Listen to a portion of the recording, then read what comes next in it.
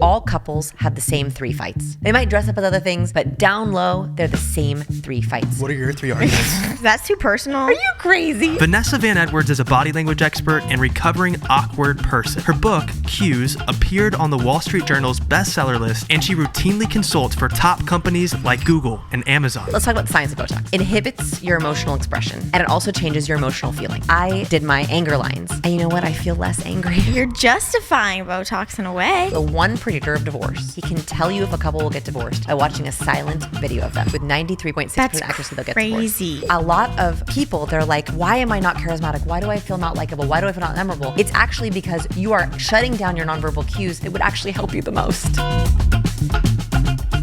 Vanessa Van Edwards, welcome to Unplanned. Yay! Okay, is it okay if I give you a hug? I heard you're a hugger. Yes, a so hugger. I feel like I need to give you a hug. Yes. Why? Yes. Oh my gosh, yes. I love the hug. So I was so curious how you'd react to that, because you've said before that you botched a pitch. I did. When you tried to hug the producer who said verbally that they did not like hugs. Yeah, I was like, let me come in for a hug. I'm a hugger. And he goes, I'm not. And I just died inside. Just like major cringe. I've also ruined an interview when someone came in for a fist bump, like I show you, came in for a fist bump, and then I just hugged. I went like that. No. I did. I'm a recovering awkward person, and sometimes I mess that up. I resonate with you so much because that is me. For a long time, I tried to hide my awkwardness. I felt like I had to impress people, and I had to, be cool. And I would like hide the fact that I felt awkward, and I was social overthinking all the time. And then at one point I was like, I'm so tired of like trying to pretend that I'm too cool, and I'm so tired of hiding it. I'm just going to say that I'm awkward, and I'm going to say that I'm a recovering awkward person. And I'll tell you, I found my people. Like you and I are like, we're going to be friends. Yeah. And so I was at this party. I had this turning point. I was at a party in Austin, and Austin has a lot of cool people, like people you would probably know. And the host goes, we're going to stand in a circle, and we're all going to introduce ourselves so that we can meet each other. Okay. Already I'm like sweating, right? I'm like, good. Circle of introducing ourselves. So we're standing in a circle, and I'm not joking. The first person is like, I'm a billionaire, and I've changed the world. And the second person is like, I cure cancer. And the third person is like, I'm going to end hunger. And the fourth person is like, I'm really famous. And then it was my turn. And like, as it's like, it's getting around to me, and I'm just like, oh no, I'm a YouTuber. What do I say? I think if I were in that situation, I'd probably go, I got famous off of doing TikTok dances, and then see how they would react, because it's actually true. Yes. And so I think that is it. I think like true and honest and not trying to be anything you're not. So I was like, my name is Vanessa, and I'm a recovering awkward person. And the whole circle laughed and like took a deep breath. And I said, I help awkward people communicate on YouTube. Great. And it was amazing, because then every single person after me said, except one, I'm also a recovering awkward person. And afterwards, everyone came up to me. Oh. Not the billionaire, not the cancer curing person.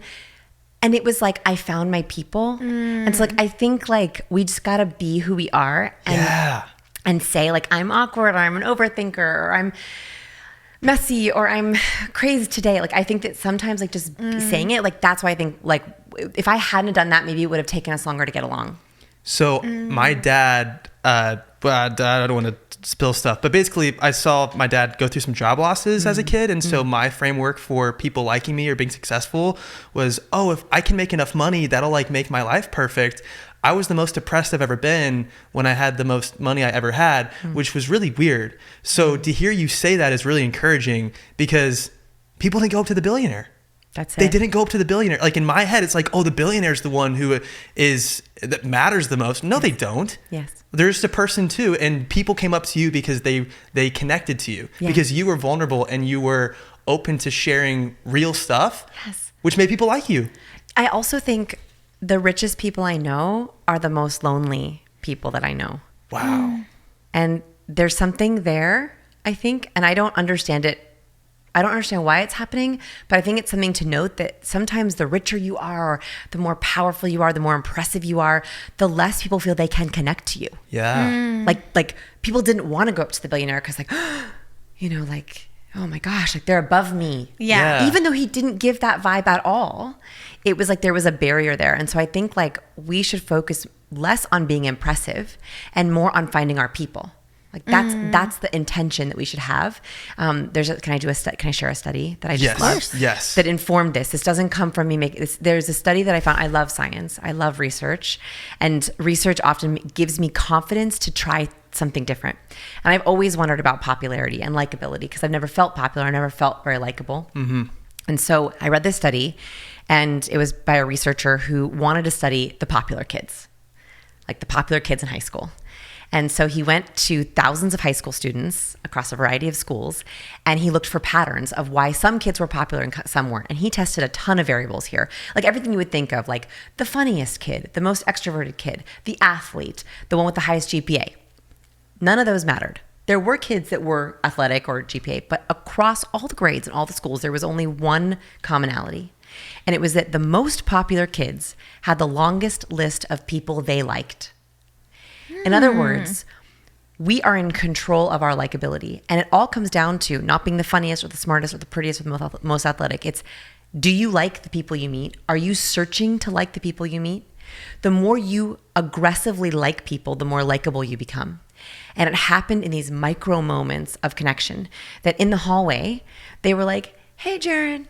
Hey, Sarah. Good to see you, Jen. These little conversations where they liked everyone.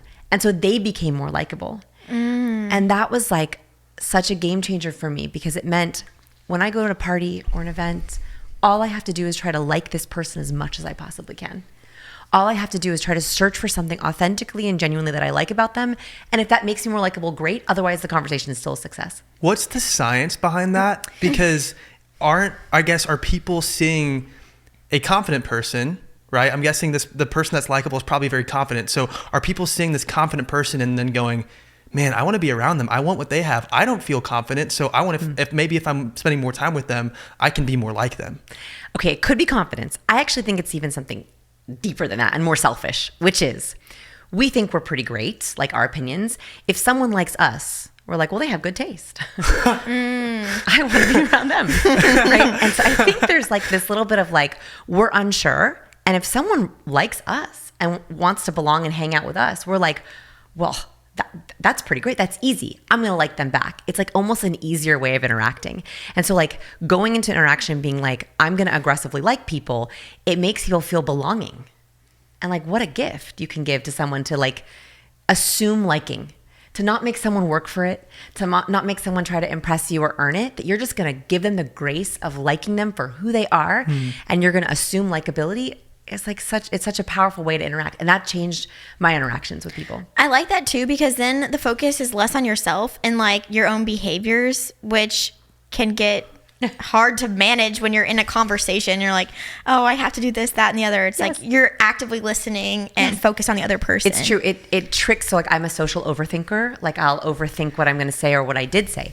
But when I'm like, oh no, this is about them. This isn't about you. Don't worry about what you're going to say. Just like them, like them, like them. It's like a trick. It like tricks you into stop not being so selfish, not thinking about yourself so much. So it totally does. It like shuts down those thoughts. It's weird how wanting people to like you does the opposite. It does. I think it does. Because I've seen that in my life. Like the more desperate I am for people to like me, the more people don't like me, which is so weird. And then when I'm just like, F it, dude. Like I'm so sick of trying this. And I'm like, here's my baggage. I'm effed up. I'm weird. Yes. And everyone's like, wow, we like you, dude. And it's like, what? What? Yes. I met my husband when I was on a boy diet. I was on a boy diet. This is when my husband and I were college sweethearts. We were together for like 18 years. And I was like, like dating and trying. I was trying to get, boys to like me. And I was like, I'm on a boy diet.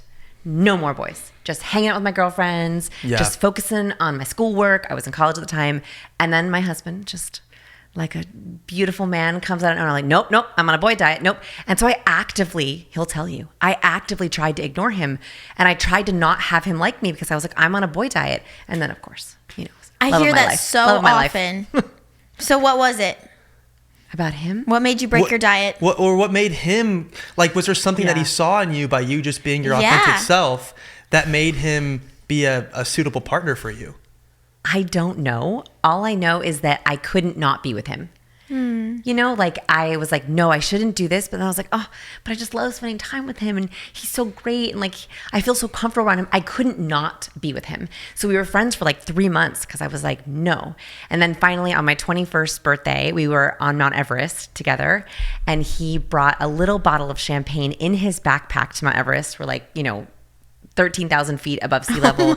I'm like, altitude sickness, everything. I have like oxygen. And he's like, I really like you. And he like gives me, and I was like, oh my goodness, yes. I mean, how do you say no? Well, yeah, at that point. Yeah. Wow, that's crazy. Everest, yeah. Whose idea was that? His. Okay. And I was like, okay. Peer pressure. Yeah, peer pressure. Oh no. Peer pressure. I was like, anything you want. Yes. Because you've mentioned like making friends and finding people that you connect with, you need to figure out their allergies yes. to know if you connect. Yes. So like, did you just kind of ignore one of your allergies just to go to Everest and impress this guy? No. Okay. So this is, I think if you are looking for even friends or partner, this works for either one, is I think we try to be appealing to everyone, right? Like, and that never works. Like that's why you go on so many bad dates, or you have bad relationships, or you hang out with a friend, but you feel ambivalent about them, which is actually the worst that you can feel about someone. You're like, I don't know if I want to hang out with them. Like, should I cancel? That is not a friend you should spend time with, because it means you feel ambivalent. You should only have people in your life who you're like, I cannot wait to spend time with them. I can't not hang out with them. And so I think that China actually informed my ideas about this allergy, in that I was studying abroad in China. And if you're studying abroad in China, especially in 2006, you're a certain kind of person, right? Like, you're a certain kind of student. Mm-hmm. So the people who were on my study abroad program, my best man at my wedding and my husband, because longtime friends, because it attracted a certain type of person. Yeah. So just even being there, I was with the right kinds of people who were like me. Yeah. I think that with friends and when people think about dating, I'm like, you want to create allergies for the people that you don't want. So for example, one of my friends is a vegan, and I'm not a vegan, but she's a vegan. And she was going on all these like mediocre dates. And she was like, yeah, I just don't know if it's going to work. And I'm like, did you tell them that you're vegan? She's like, well, not till the third date, and that never goes well. And I'm like, no, you should have your dating profile be like, I'm a proud vegan. That way you're going to have less people that you appeal to, but you're going to find your person way, way faster. You're going to find another proud vegan. So like, look at your dating profile, look at your friends. Like, what are the allergies of someone that you don't want? Right? Like, that's actually good to broadcast that, so you can filter goes way faster to find your person. Why are people so afraid to say that they're vegan, or to say that they don't like sports? Right. Like, why are people so afraid to say those things? I think fundamentally we feel like the more people who like us, the safer we are. Right? Like, this goes back to like our caveman instincts. We used to survive. We had to be social. And so if everyone liked you, you were safer. They'd share food with you. They'd share their hunt with you. They'd share their fire with you. And so this remains, even though that doesn't serve us, right? It doesn't serve us to have everyone like us. And also on social media, more is better. Yeah. Right? More likes, more follows, more hearts, more is better. And so I actually want to go back to a different kind of idea, which is like less is better. I would rather you feel very strongly about a few people than kind of okay and ambivalent about lots of people. Like, you have to fight that caveman instinct, because it actually isn't serving you. Is this something that you've already begun like having conversations with your daughter that's in school? Yeah. Or does it play a role? Not quite yet. So my eldest daughter is 6.5. She's in first grade, and friendships are already hard. Oh. Why do I feel like that's more of a girl thing earlier on? Is it? I don't know. I have 2 girls. I have a 2-year-old and a 6.5-year-old.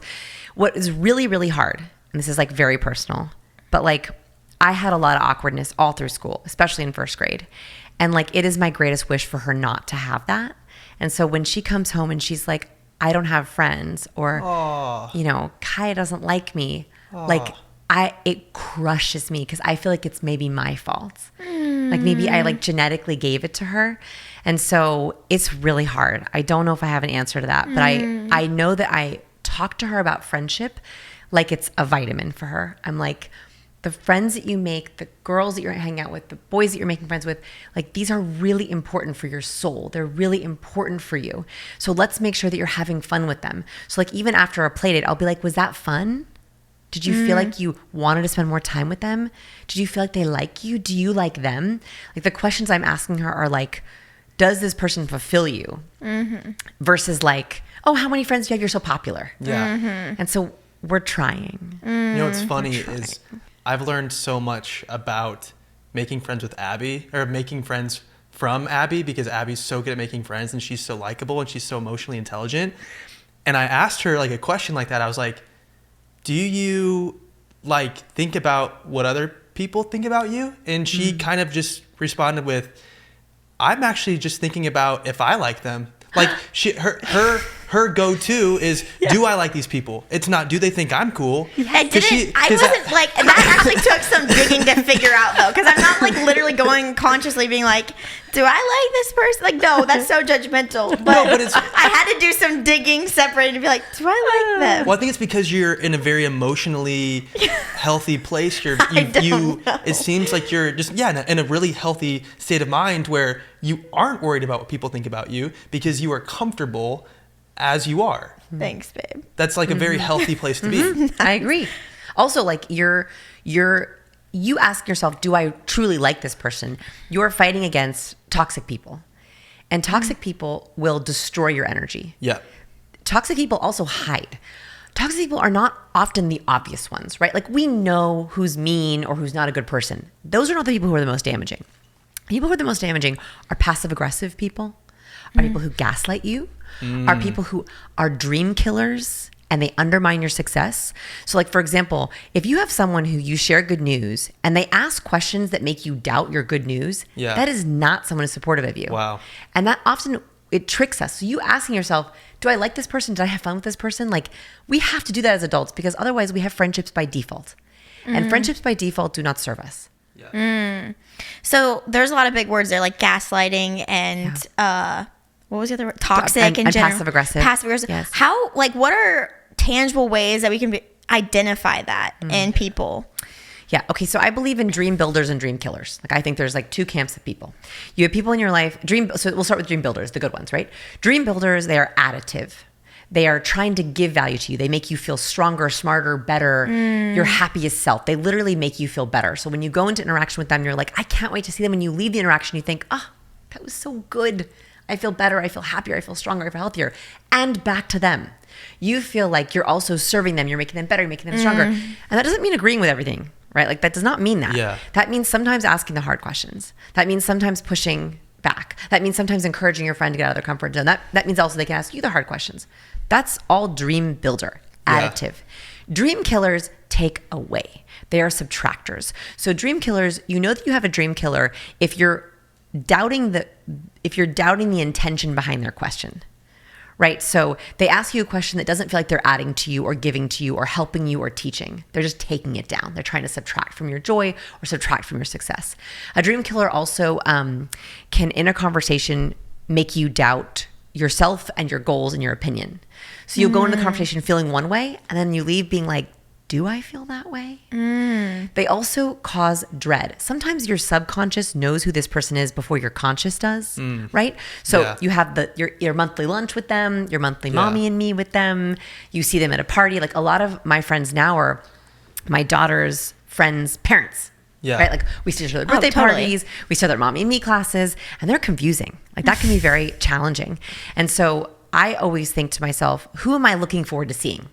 Dream builder. Yeah. Very tangibly, who am I like gonna try to avoid having a deep conversation with?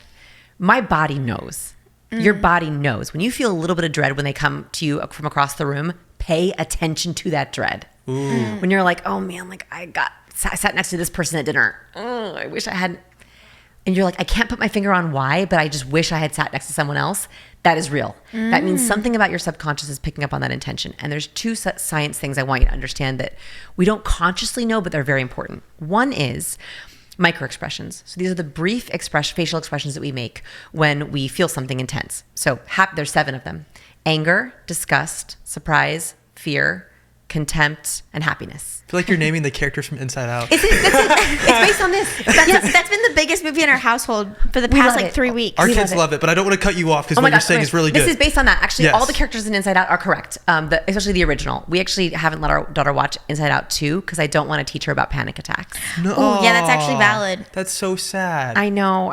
I'm like worried that it's gonna like plant the seed in her brain, but I really want to watch it. So the Inside Out one that's all the expressions, and there are facial expressions. So for example, contempt is a one-sided mouth raise. Just one-sided mouth. Like if you lift one side of your mouth in a smirk, it's an expression of disdain, contempt, scorn, negativity. And so it might be that you said to a friend, and your brain subconsciously picks up on these. You might say to a friend, yeah, I'm really excited. I'm going to start a new passion project with photography, and I can't wait. And they're like, oh, one-sided mouth raise. Well, that's great for you. Verbally sounds totally fine, but your subconscious brain was like, ooh, like I just saw something. And so next time when you feel that piece, that little bit of dread, we were like, I don't know if I should bring this up again. That is because your subconscious brain picked up on that negative microexpression, even though consciously you're like, well, she said it was all good. Yeah. So there's Dr. Matthew Lieberman at UCLA. He put people into a brain scanner and he flashed them like so fast you could barely register it, a microexpression of fear. So fear is when we raise our eyelids up and we raise our eyebrows up and go, that just scared me right scared there. you. Like It right scares now, you. I'm like, oh my gosh. It's contagious. Are you okay? It's contagious. Am I going to die right now? Yes, that's why we don't like people who like upper lid raise a lot. Yeah. Oh gosh. It makes us feel like a little bit nervous when we see it. So he flashed them this microexpression of fear. And he found that even when they didn't consciously recognize they saw a face, that's how fast they flashed it. Wow. Their amygdala caught the fear. Oh my gosh. They actually began to feel afraid but didn't know why. Oh my gosh. Wow. And so it's critically important that we recognize dread or hesitation in our bodies, because it's our brain's way of saying, you saw fear, contempt, disgust. Disgust is another really nasty one. And I like to teach it to people. So disgust is when we raise our nose up and flash our upper whites of our teeth. So crinkle your nose and go, You actually begin to feel like yucky, right? Like my daughter would say. Okay, disgust, we don't just make it around things we don't like the smell or taste of. We actually often make it when we're lying and we don't want to admit it. And that is because lying makes us feel dirty. We do not like to lie. Yeah. So we have found in our research, if you ask someone a preference-based question, so what do you think of the new girl? Oh yeah, she's good. Oh. And they actually flash this disgust expression. It's like, I feel disgusting saying this, but I'm afraid to say I don't like her. I'm afraid to say I don't like it. Isn't there a way to like say something that's true and positive without saying something negative? Like for instance, if you don't know what you think about the new girl, what if you just say that? What if you just say, actually, I don't even know what I think about the new girl. That's it. But she seems really nice. Yeah. Like what if that's all you say? TBD. Okay. TBD. Because I get it. I've only Ignore talked to her better. for 2 minutes. Exactly. And like, I assume liking, right? So like, I would rather, instead of like, I don't know, right? Like that disgust expression, which then like something is off here. Yeah. It's like, gosh, TBD, I haven't gotten to talk to her enough yet, but I'm excited to get to know her more. Right? Like that's more honest. So look out for disgust around lying. You will often see that someone flashes a micro expression of disgust or holds their nose up in that crinkled expression when they are saying a lie. And that's because lying makes us feel very dirty. This is a completely silly question, but I can't stop I'm thinking excited. about it, Yes. especially after reading cues. Yes. What do you think about Botox? Because talking about all these micro expressions, Yeah. like you can't quite like raise your eyebrows super well Totally. or crinkle your eyes to show Totally. happiness. So what do you think about it? Are you anti-Botox? Okay, let's talk about Botox. I'm not anti-Botox. I have Botox. Oh, Where did I you have get Botox? I have Botox in my forehead. Can you see my? Am I surprised? I don't see any. You don't see any wrinkles. Yeah. And I also got a little bit on the side. So Botox. so are you Botox. hurting your micro expressions? I am hurting my micro expressions. But here's the good news: is I have resting bothered face. Oh, RBF, also known as resting. The B word. Okay. Bothered. I say bothered. Which with the B? resting bothered face. Resting bothered face, which means I look angry when I'm totally fine. Really? Yes, and I look. I'm sorry. I have a cough. I can't. We have two little kids, so I feel like Matt they're has constantly. resting confused face. I do. Do I? Is that what do. mine is? Because You I was do a actually little. I was listening to you on a podcast to like prep for today this morning, and this is so funny. I can't believe I'm saying this. I took a picture of me while I was like literally on the toilet, and I'm like, what does my resting face look like? What's my RBF? And I have a picture of it. Wait, should I show it to you, babe? I want If to it's know. appropriate, I want to see. Yeah, It's come just on. my face. It's just. Oh gosh, this is so embarrassing. This. Here's the picture. Like a lost puppy. Here's the picture. I'm gonna text this to our editor so we can put it. That's next to not your resting face. That's so funny. Resting face is serious because when I am at rest, I look angry or sad. And so I think that, okay, so we're having two important, I think this is important. And this is important to talk about what people assume you feel when you don't actually feel it, right? So one is take a look at your face at rest in the mirror. look at where your features fall. Especially the older you get, the more wrinkles you have, the more people think these things. So what was happening was, as I was getting older, I was getting those lines, right? Yeah. And it made me look angry and sad and confused. I also, my eyes go down on the sides. Can you see how they just kind of go down?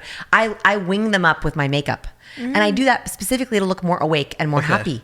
Otherwise, when I have no makeup on and I'm like just thinking, people are like, "Are you okay?" And I'm like, "I am fine. It was better before." It sounds like what you're saying right now is Botox does make you more likable. My God. Is what you're saying. Okay, so if everyone could go get some plastic surgery, that should fix your problem. That's not plastic surgery.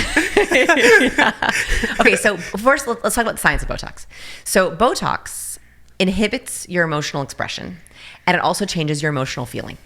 And this is because there's something called the facial feedback hypothesis, which is that when you make a face, you also feel the emotion. So if I smile really big, I actually start to feel a little happier. I'm like, oh my gosh, why am I smiling? Well, I'm smiling, so I must feel happy.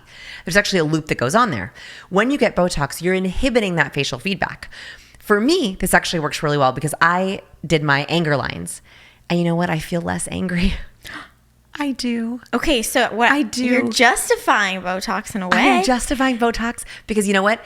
It makes me feel less angry. I also get baby Botox, which means I can still express with my forehead and I still show expression, but it's just like loosening that a little bit. I love that. I swear I feel less angry. That's all the reason I need, honestly. I know, right? Okay. That is all I need because I got that too. Yeah, and so it makes me feel less angry. I swear it's like inhibited my anger. I also am really careful. I don't do all my smile lines because there is studies that show that if you do that, you will actually feel less happy. Really? Yeah, so I'm very careful with my happiness wrinkles. I try to leave my upper cheek muscles intact because I do not want it to affect my happiness. I don't want people to think that I'm fake happy. So fake happiness looks like this. It's kind of like, we only smile on the bottom half of the face. Yeah. Well, women and men who've had too much Botox, they look like they're fake happy all the time. And that is why people think they're inauthentic. Yeah. And so I would say I'm actually kind of for a little bit of Botox if you're angry or you look a little sad. You know, like if that's going to help you feel less angry, I love sort of that. for it. But please do not do your smile wrinkles because that will actually make you look inauthentic and fake. I never thought that you had Botox, by the way. thanks. I Yeah, thought you had look very incredible natural. skin. It's baby Botox. Well, that's laser. You know what's funny is My dermatologist I need your is like, whole my regimen." dermatologist. Yeah, I'll give it to you later. Thank you. I love how you said not too much because we were in Vegas. We've been to the club in Vegas once. It was one time right before we club. got pregnant. It was like a month before we got pregnant with our first kid, and it was awesome. But there were people there that had like fake abs. Like you're at a day club and people were wearing Where can I get swimsuits. that? Maybe That's it makes that's them horrible. feel stronger, though. See? But it was hilarious. So I'm like, those abs aren't real. Like I can tell Were they your like abs plastic? I don't even Paint? like it. I It don't just even know looked, what you're referring to. I swear I saw a dude that looked like he had surgery to make it look like he had abs. Maybe but he was just chiseled. I don't know. You know, you can spray tan abs on. Maybe that was it. Maybe it was I mean, spray that's tan. okay. Because it looked fake. I would do it. It looked fake, that's and okay. and you could read it from a million miles away. You're like, that's not real. Oh, here's my other question. So, with this feedback loop that Yes. you brought up, Yes. so say you're not feeling well, like you might be coming down with something, fighting something. Do you think doing activity or behaving as a healthy person could make you feel better? Is that too extreme? I think it could work. Look, the placebo effect is real powerful. Yeah. And so acting as a healthy person would. There are also times where in my life, you know, I'm almost 40, and there have been times where I'm like struggling, like especially with 2 little kids, working 50 hours a week, very intense speaking schedule, massive pressure. You know, a lot of my work stuff is like high pressure where I'm like, how am I going to do this? Like, I feel like I'm treading water. And what I tell myself is like, act as if you got this. Like, just like act as if like walk on that stage like you got this. Like, act as if like you know, you have all the energy in the world to make pancakes, like Mickey Mouse pancakes. Like, just like act like you got this. And it kind of works. It kind of works. I also think I read a memoir of a woman who struggled with migraines. I don't have migraines, but she said that what happens with migraines is it makes you like lay down, stay in the dark all the time. And this doctor like saved her life by fixing her migraines by saying, you actually have to do the opposite. When you feel a migraine coming on, don't go in the dark, don't be alone. Act as if a healthy person would. Go exercise. What? Yeah. What? And so when she feels a migraine coming on, she starts to do jumping jacks and exercises and push-ups, and she's stopped migraines. So like even this morning, like literally this morning, I was up at 5:30 a.m. because I was flying here from San Diego, and I had like a little bit of a headache, and I was like, babe, we're going running. And I had a headache, and I was like, you know what? And I went to the gym and I ran, and my headache, boom, gone. I swear by that. I really do. And I feel so validated. Like, I feel like I'm right now. Okay, can we finger it? Like, okay. I agree with that. The placebo effect is real. Yeah, and I think acting as if. So like, right, like if you smile and that makes you feel happy, why wouldn't it work that if you're running, your body's like, okay, guess we're a winner. Yeah, we won today. You know, I also think like winning is like one of my favorite things that people don't talk about. I try to feel like a winner as much as I possibly can. And so much so that I try to create micro wins in my life. This is like my best life hack for productivity, for getting through those hard days, especially if you're like a mom and you're like, whoa, this is a lot. Micro wins. Here's what happens in your body when you win. When you win, your body produces dopamine and testosterone. Whether you're a man or woman, you produce both these magical things. Dopamine and testosterone do a lot of things in our body, but when we've just won something, and I'll explain how we win without running a race in a second, we get dopamine. One, that gives us motivation. Dopamine is the chemical of pleasure. It makes us feel good, but it also makes us feel like I want to do more. I can knock out that to-do list. I can like do that art project. I can make my dinner. Like it gives us energy and motivation. The best. Testosterone gives us stamina. It gives us endurance. It gives us clarity of thinking. And so if you can win, you're literally chemically giving your body exactly what it needs to win more.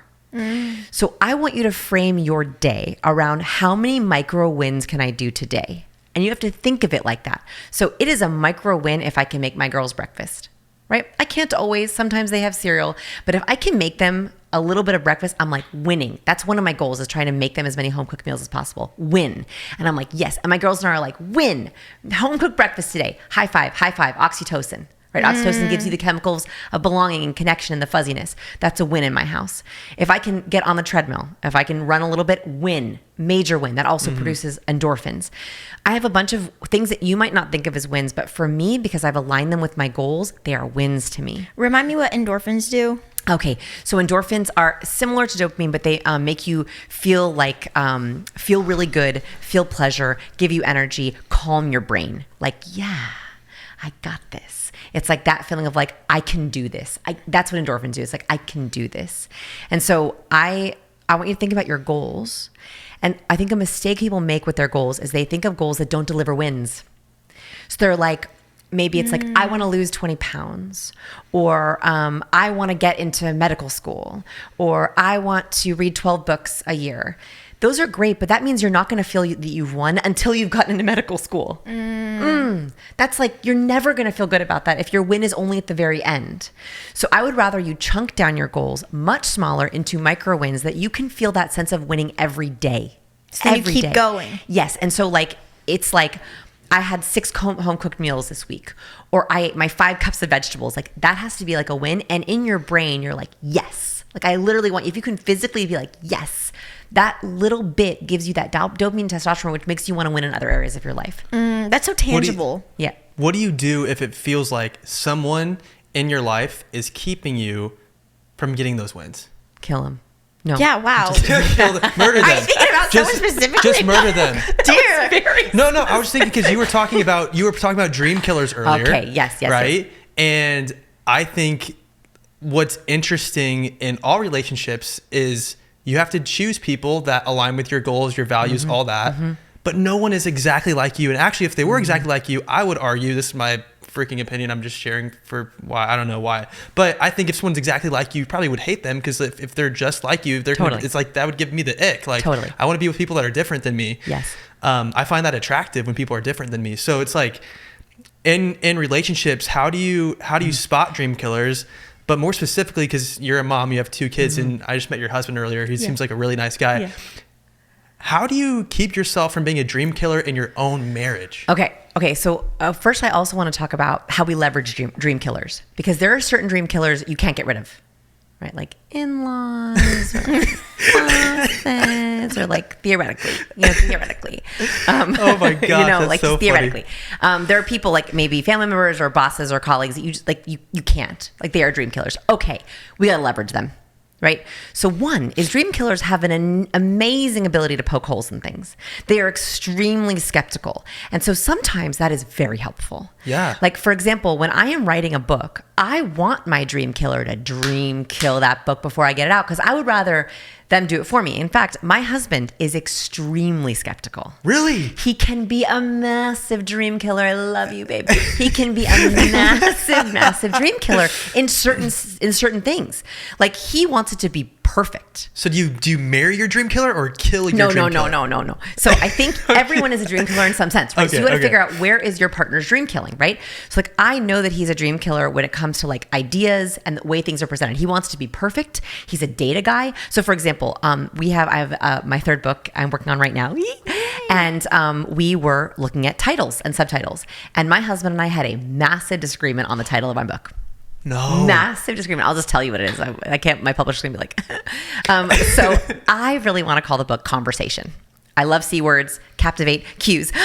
Conversation. That's perfect. That's perfect because of the C's. Thank you. Thank you to Chime for sponsoring this portion of today's episode. Have you ever gotten hit with an overdraft fee? They are so annoying. It's happened to me. I'm sure it's happened to a lot of people listening to this right now, and it sucks. But if you have a Chime bank account, that's not something you have to worry about as much, because they have fee-free overdraft up to $200, and you can get paid up to 2 days early with direct deposit, because making progress has never been easier. Also, another really cool feature about Chime is if you want to get access to your pay early, they have this thing called My Pay, where you can get up to $500 of your pay before payday with no mandatory fees or interest. Join millions of Chime members who are working on financial progress. Chime helps you make progress with fee-free overdraft up to $200. Make progress towards a better financial future with Chime. Open your account in 2 minutes at chime.com/unplanned. That's chime.com/unplanned.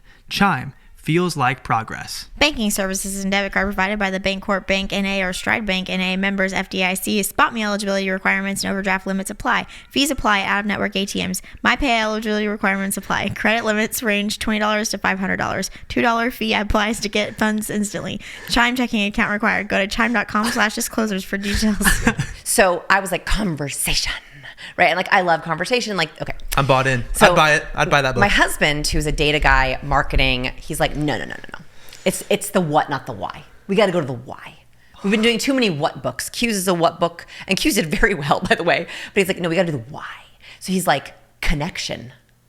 So we are fighting about this, okay? And he is like, I am right. And I'm like, I'm right. I know. Oh, so man. And he wouldn't drop it because he's a dream killer. And when he's like, I think this is right, I'm like, all right, let's go to the data.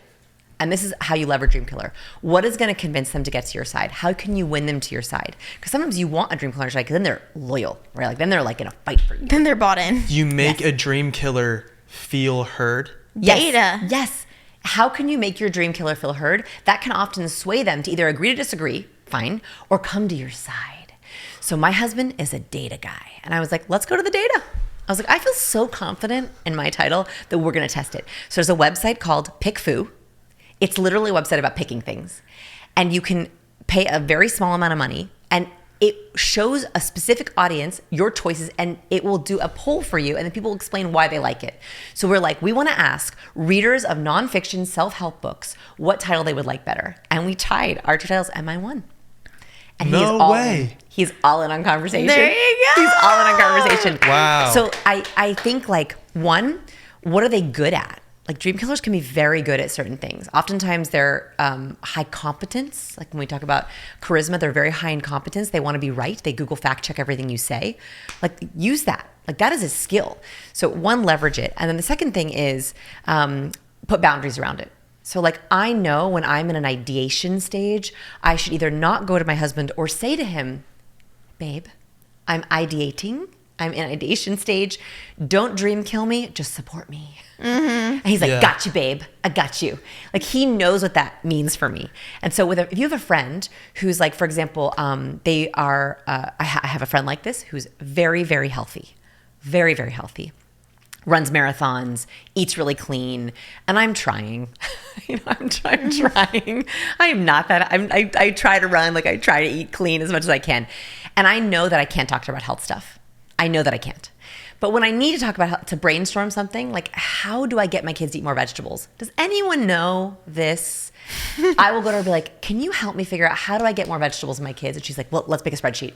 Let's bring it to the whiteboard. Let's do this. Let's figure this out. Oh my gosh. Right. So I think, like, we have to like honor those strengths for the people that we can't say no to, say goodbye to. I really, really love how you just said that your dream killer is your husband, because it's like one of those things where, you know, I think people are attracted to what's different than them. Totally. And so your husband's clearly different than you, and you probably find that very attractive, and he probably finds you very attractive because you're different than him. Totally. And it's almost like yin and yang. I don't know what the relation is here, but it's almost like some people would say, there's a saying, keep your friends close, but your enemies closer. But it's almost like it related, not that your husband's your enemy, because he's not your enemy, but it's like, it's almost by you being married to your dream killer, he makes you better, which is what you want in relationships. You want to be surrounded with people that make you better. I would say it like exactly like this idea, which is we complement each other's strengths and weaknesses. My strengths are some of his weaknesses. His strengths are some of my weaknesses. Like how magic, right? Like how magical is that?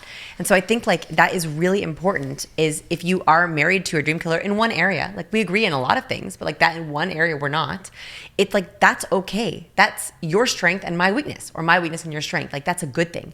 I think that with like business partnerships, that's really important. Friendships, that can be really important. You don't always have to be all the same. I feel like there's probably a lot of women listening to this right now who want help spotting a toxic man or a toxic boyfriend or whatever, just because like I know it's hard sometimes where you hear about these horrible stories of people who date a guy for 3 years, think they're going to get married, and then everything goes to crap. They found out that he was cheating on them or something. Like, how do you spot these toxic people early on? What are the early signs? Okay, so number one, does this person ever convince you that you don't feel a certain way? Like people can convince you about a thing, but if someone's like, oh, you don't feel angry. Oh no, you don't feel sad. That is a red flag. You want someone who accepts your feelings, whatever they are. Maybe they want to understand them, they want to ask questions about them. But if you have someone who is trying to convince you to feel differently, that is not a end deal-breaking red flag, but it is a worrisome red flag, because it means that they might also try to convince you that you're not okay when you're okay, or that you're okay when you're not okay. And so be aware if someone's trying to convince you that your feelings are wrong. I think that's one. The second thing is if they challenge your boundaries. So if you have boundaries, like for example, you know, I'm really, really focused on my education right now. I'm really trying to finish my schooling. So I'm going to try not to go out and party a lot this weekend. It's a study weekend for me. Oh, no, you don't have to do that. Like, come on, you don't love me? You don't love me that you're not going to come out with me? You're going to leave me alone? You're going to make me lonely? When they fight your boundaries by making you feel like you're not valuing them, that's like, well, of course I love you. Of course I love you. Of course I'll go out with you. So that's also another one that I hear in early toxic relationships, and they just always blow up and get bad, is they have to respect your boundaries and your goals. The last one is that they want you to be better. I think that's a really hard one to get right, but I think that true healthy relationships, you want the best for the person you're with. And if the person's trying to drag you down or hold you back or keep you quiet or keep you low, I just don't think that's a red flag of something that could maybe go poorly. So can we talk about like setting really good boundaries? Yeah. Okay. If I could gift every woman a skill, it would be the skill of assertiveness. I think there's research on this that finds that they asked people how assertive they thought they were. And most people who thought they were overly assertive were actually rated as under assertive by their colleagues. This is a thing that we think we're overly assertive, but actually we're terrible at judging our own assertiveness, especially women. And so I actually think that being kindly assertive, right? Like that is an incredibly important skill. And we actually can do it verbally and non-verbally. So the way that we think about this is the number one way to be more assertive is to not ask your boundaries. It's to state your boundaries. When we ask our boundaries, we use what's called the question inflection. That's a vocal inflection that goes up at the end of our sentences. So we say, I really can't go this weekend. I think I should study. That up at the end of our sentences is actually a very subtle cue that gives away your power. And research shows that when we hear someone accidentally use the question inflection on a statement, we doubt their statement, and we also go from listening to scrutinizing. It's like a different part of our brain. And so if you say to someone, I don't want that, downward inflection, very clear, I don't want that. I don't want that. The other person's like, well, do you want that? Yeah. And so I think it's really important that we get very clear on stating our needs. Do not accidentally use the question inflection on your name, on your boundary, or on anything to do with pricing. I just share that because I do a lot of sales trainings, and I hear people who are doing sales, they're trying to negotiate, and they're like, oh, negotiating for a salary. Let's do that one, okay? Okay. They're like, okay, well, Mr. and Mrs. Boss, I really would like this promotion, and I think that I deserve it for XYZ reasons, and I would like a raise of $5,000. Did you hear me ask it? Yeah. What My research answer is finds, no. It's like, no. you clearly don't think you deserve that. Yes. If you ask your worth, you are begging the other person to negotiate with you. You're telling them, I don't really believe in this worth, and you shouldn't either. You're literally saying to them, I am confused about my own value. You should question it. And so I think we have to get in the habit, if we're asking for something, you have to state the need, right? So I'd really love this promotion. I know I deserve it, XYZ reasons, and I would love a promotion of $5,000.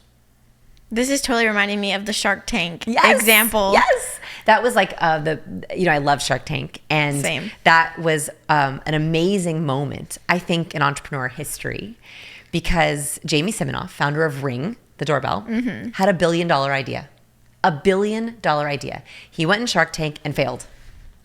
Crazy. Even though he had $1 billion idea, the sharks couldn't see it because he presented it badly. Crazy. And he asked it. He asked his valuation. He asked his name. And the sharks were like, you don't believe you. Why should I believe you?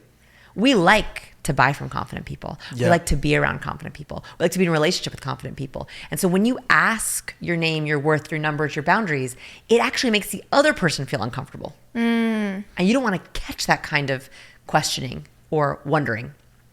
That's so interesting, because you also said that about emotions, like how our emotions are like contagious too. Yes. And funny story is I did a bunch of research on TED Talks, and I wanted to know what makes a TED Talk go viral.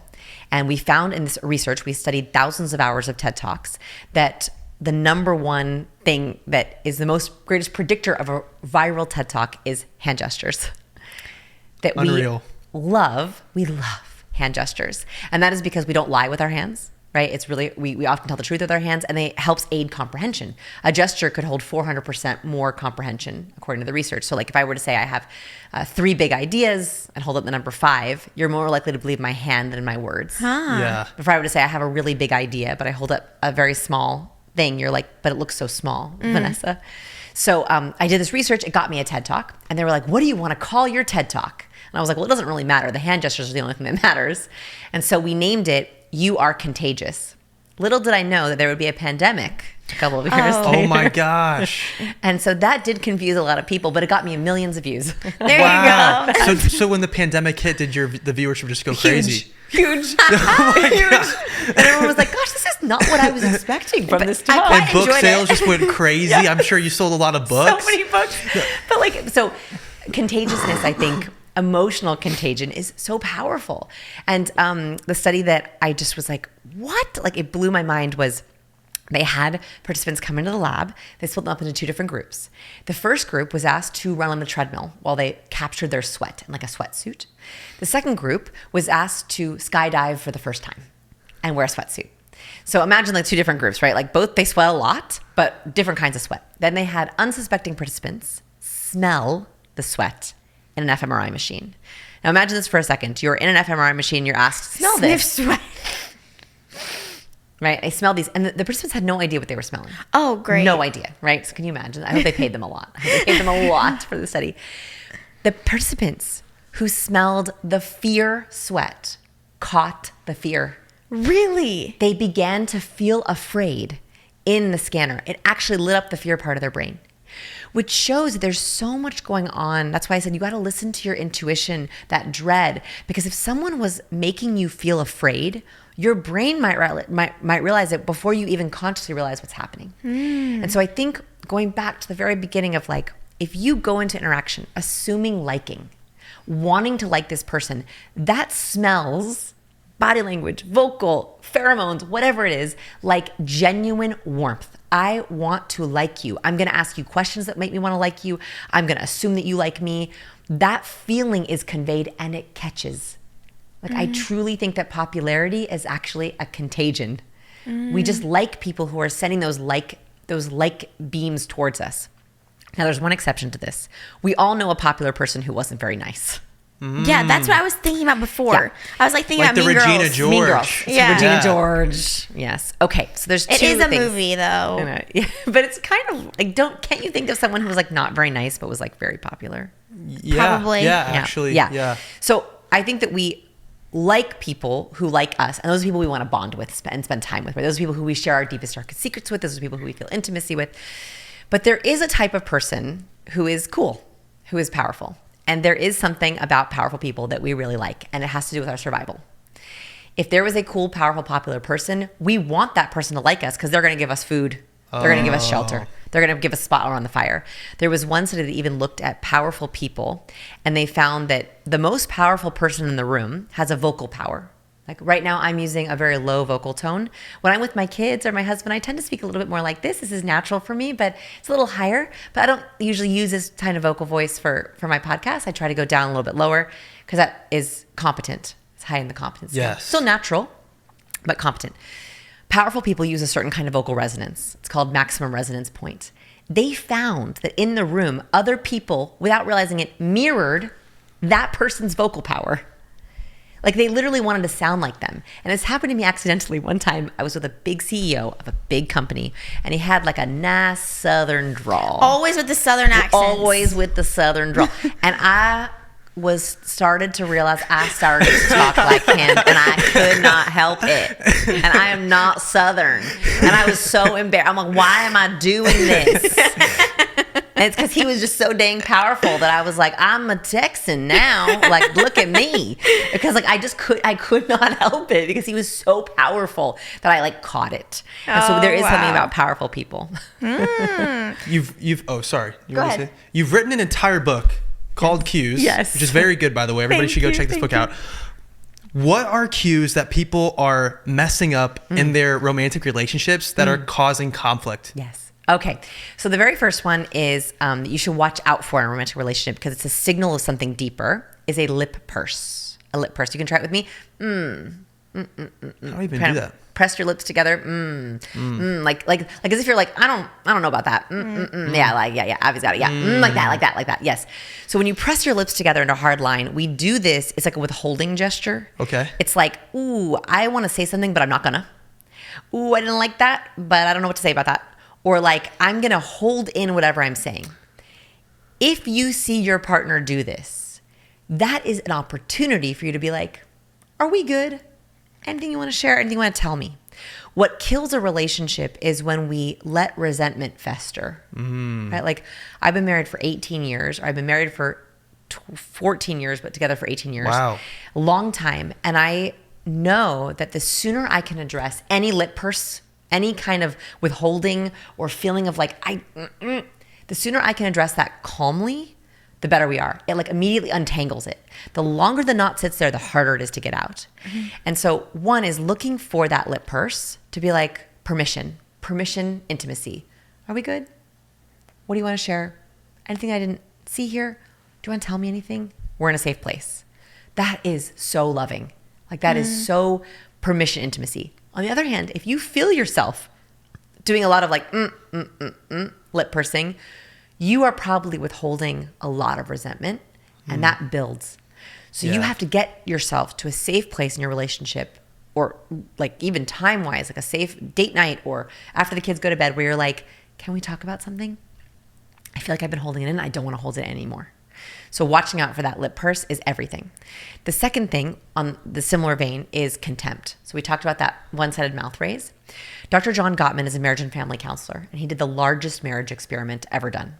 He brought couples into his lab. Oh, yeah. Wait, did they reference this study in the 7 Principles That Make Marriage Work? He wrote that book. Yeah, he wrote that book. Okay. Okay, perfect. Right, so he studies marriage couples. He looked for all these variables, and he found that the one predictor of divorce, with 93.6% accuracy, he can tell you if a couple will get divorced by watching a silent video of them, because he's looking for contempt. If one member of the couple shows that one-sided mouth raise towards the other with 93.6% accuracy, they'll get divorced. Crazy. Why? Contempt is one of the only emotions that doesn't go away. Fear comes in a burst, you calm down. Happiness comes, then you go back to normal. Anger comes and you calm down. Not contempt. If you feel scorn or disdain for someone else, if it is not addressed, it festers and it grows. And that is why at the end of a very bad marriage, you have two people who can't even look at each other. And so I want you to be, one, on the lookout for contempt, to be like, what's going on? Are you okay? What are you feeling? I want to be here for it, because then you're giving air to whatever that contempt is so it can be addressed. And then you can either fix it or become the enemy against it. And I have a very, very fervent belief that all couples have the same 3 fights. All couples have the same 3 fights. They might dress up as other things, but down low, they're the same 3 fights. You have to sit with your partner and figure out, what are our same 3 fights? What are they? Well, you're calm. Okay, you feel this way about your in-laws, I feel this way about your in-laws. You feel this way about the organization of the house, I feel this way. You are doing this with money and I'm doing this with money. What are your basic, like root level 3 arguments? Where do you both stand on them? And that way, when you're in an argument, even if you feel like we still disagree, you can be like, oh, this is argument number 2. Okay, we gotta end it. We're in a stalemate on this one. Argument number 2, what are we doing today? What are your 3 arguments? Is that too personal? Are you crazy? Are you crazy? I don't know. Is that too far? I'll tell you one of them. Okay, so I think that I want to be the best mom that I can. And my idea of what the best mom I can be is a lot of things. Perfectly perfect. I'm going to use the word perfect. Perfectly healthy meals. Perfectly healthy home. Perfectly healthy behavior. Perfectly healthy cleanliness. I want like assertive perfection that my husband does not believe is real. And I think that he's kind of right about that, but it's really hard for me to give that up. And so a fight that we have all the time is, he says it's good enough. And I say, it's not good enough. And so we got, after many, many months, it was months actually, we figured this out pretty early, of fighting about the socks on the floor. It was not about the socks on the floor. We were not fighting about who was cleaning up after the other person. We were not fighting under dirty dishes. Actually, the root cause was, I want a perfect home and I cannot relax until I feel like it's perfect. And he feels like that doesn't matter. It's good enough. Yeah, it'll never be perfect. Right. And so that way, when his socks are on the floor, I can be like, he thinks it's good enough. Like, he's happy. Socks on the floor does not mean I'm not perfect. So actually, that's the fight that I am working on. Like, that is something that I think he's actually more right about. I don't love it. And there are certain times where I'm like, please just do the dishes, right? Like, there are times like that. But I can now say to him, I'm feeling like very out of control. I need the house to be clean. And he's like, gotcha, babe. Like, I can say, I'm speaking to the deeper level of like why I need the house clean is because I'm feeling like overwhelmed internally, and having the house be clean will be one thing off the list of like, I don't have to worry about it. And so it's changed the nature of our fight. We don't have that fight as much, and not as contemptuous, right? Like, now if I have the fight, I don't feel contemptuous of him. I know where he's coming from. And so the anger is much less loaded. You know, I'm not like judging him as a person, because I understand where this fight is coming from and I know what I can ask for. And so that fight has just, it's like a deflated balloon. It's like, it's just not as hot as it used to be. That's good. That was so vulnerable of you to share that, Yes. first of all. So thank you for sharing that. My husband's gonna be like, oh. Was there a cue that I gave you that you noticed that made you feel safe? Open palm helps. Really? Oh, this? Yes, like Okay. I'm not, like, oftentimes when we have an open palm, it's like instinctive. We know that like there's nothing, no weapon, nothing coming out. I'm not withholding. I'm not angry. Like, a closed fist is a cue of anger. It's a cue of intensity. So when someone's like, I just want to understand you. I just want to know you. Like, look how different this is. Can you tell me about your marriage struggles? Yeah, you seem very Right. welcoming Versus, with your hands. Can you tell me about your marriage struggles? Like, there's something like instinctively where it's like, ooh, like it feels kind of closed. And so that really helps. Like, you're just trying to like learn. And I'm like, right, I'm here to teach. I am here with you to teach and share any wisdom that I have. And I have a lot of learning left, right? Like, I hope I have 40, 50 more years of learning in my marriage, but I've learned a little. And so like, I'm here to teach. And so if I can be a little bit vulnerable to share something, I'm going to try to do it. Right? Like, that reminded me of like, right, I'm here to teach. Yeah. I love that you mentioned the palms open, because when I was talking to your husband an hour earlier, I recognized that he didn't have his arms crossed and I did. No. Yeah, he didn't. No. And I was like, oh, okay, I need to have my hands down, because I realized I maybe was just worried about giving a good first impression. Yeah. But with my arms crossed, I could have made him feel like I had something to hide. Totally. That I didn't have anything to hide. I was just nervous. And so I put my arms down. I had to like mentally think about it. Yeah. And maybe my palms were open. I don't know. So I think that it's really important. So there are 97 cues. And I think it's important that we begin to talk about these because sometimes we have accidental cross wires, accidental mismeanings, right? Like you're nervous. So you're crossing your arms because you're nervous. And by the way, that is a nervous cue. When we're nervous, we want to block. We want to cross our arms. It makes us feel really safe, right? We want to protect our vital organs. That is an anxiety cue, but it also can make you look cold, distant, and closed off. A lot of cues have that, where they mean one thing, but they look like another. We must teach these to our kids, right? Like I think that we've learned, we got to teach our kid how to have a good handshake. Great. Yeah. All for that. But the next thing is how do we make a good impression non-verbally, right? So with my daughter, it's working on eye contact, like making eye contact when you say your name and say, how are you? It's keeping open and visible hands, not putting your hands in your pockets, right? It's taking up space and claiming our space, especially for like girls. I think a lot of little girls, like they try to take up as little space as possible and they have a little distance between their ears and their shoulders. This is actually a very big marker of confidence. If you scrunch your shoulders up and you tilt your head down, it makes me look kind of like little, right? Yeah. Kind of like low confident.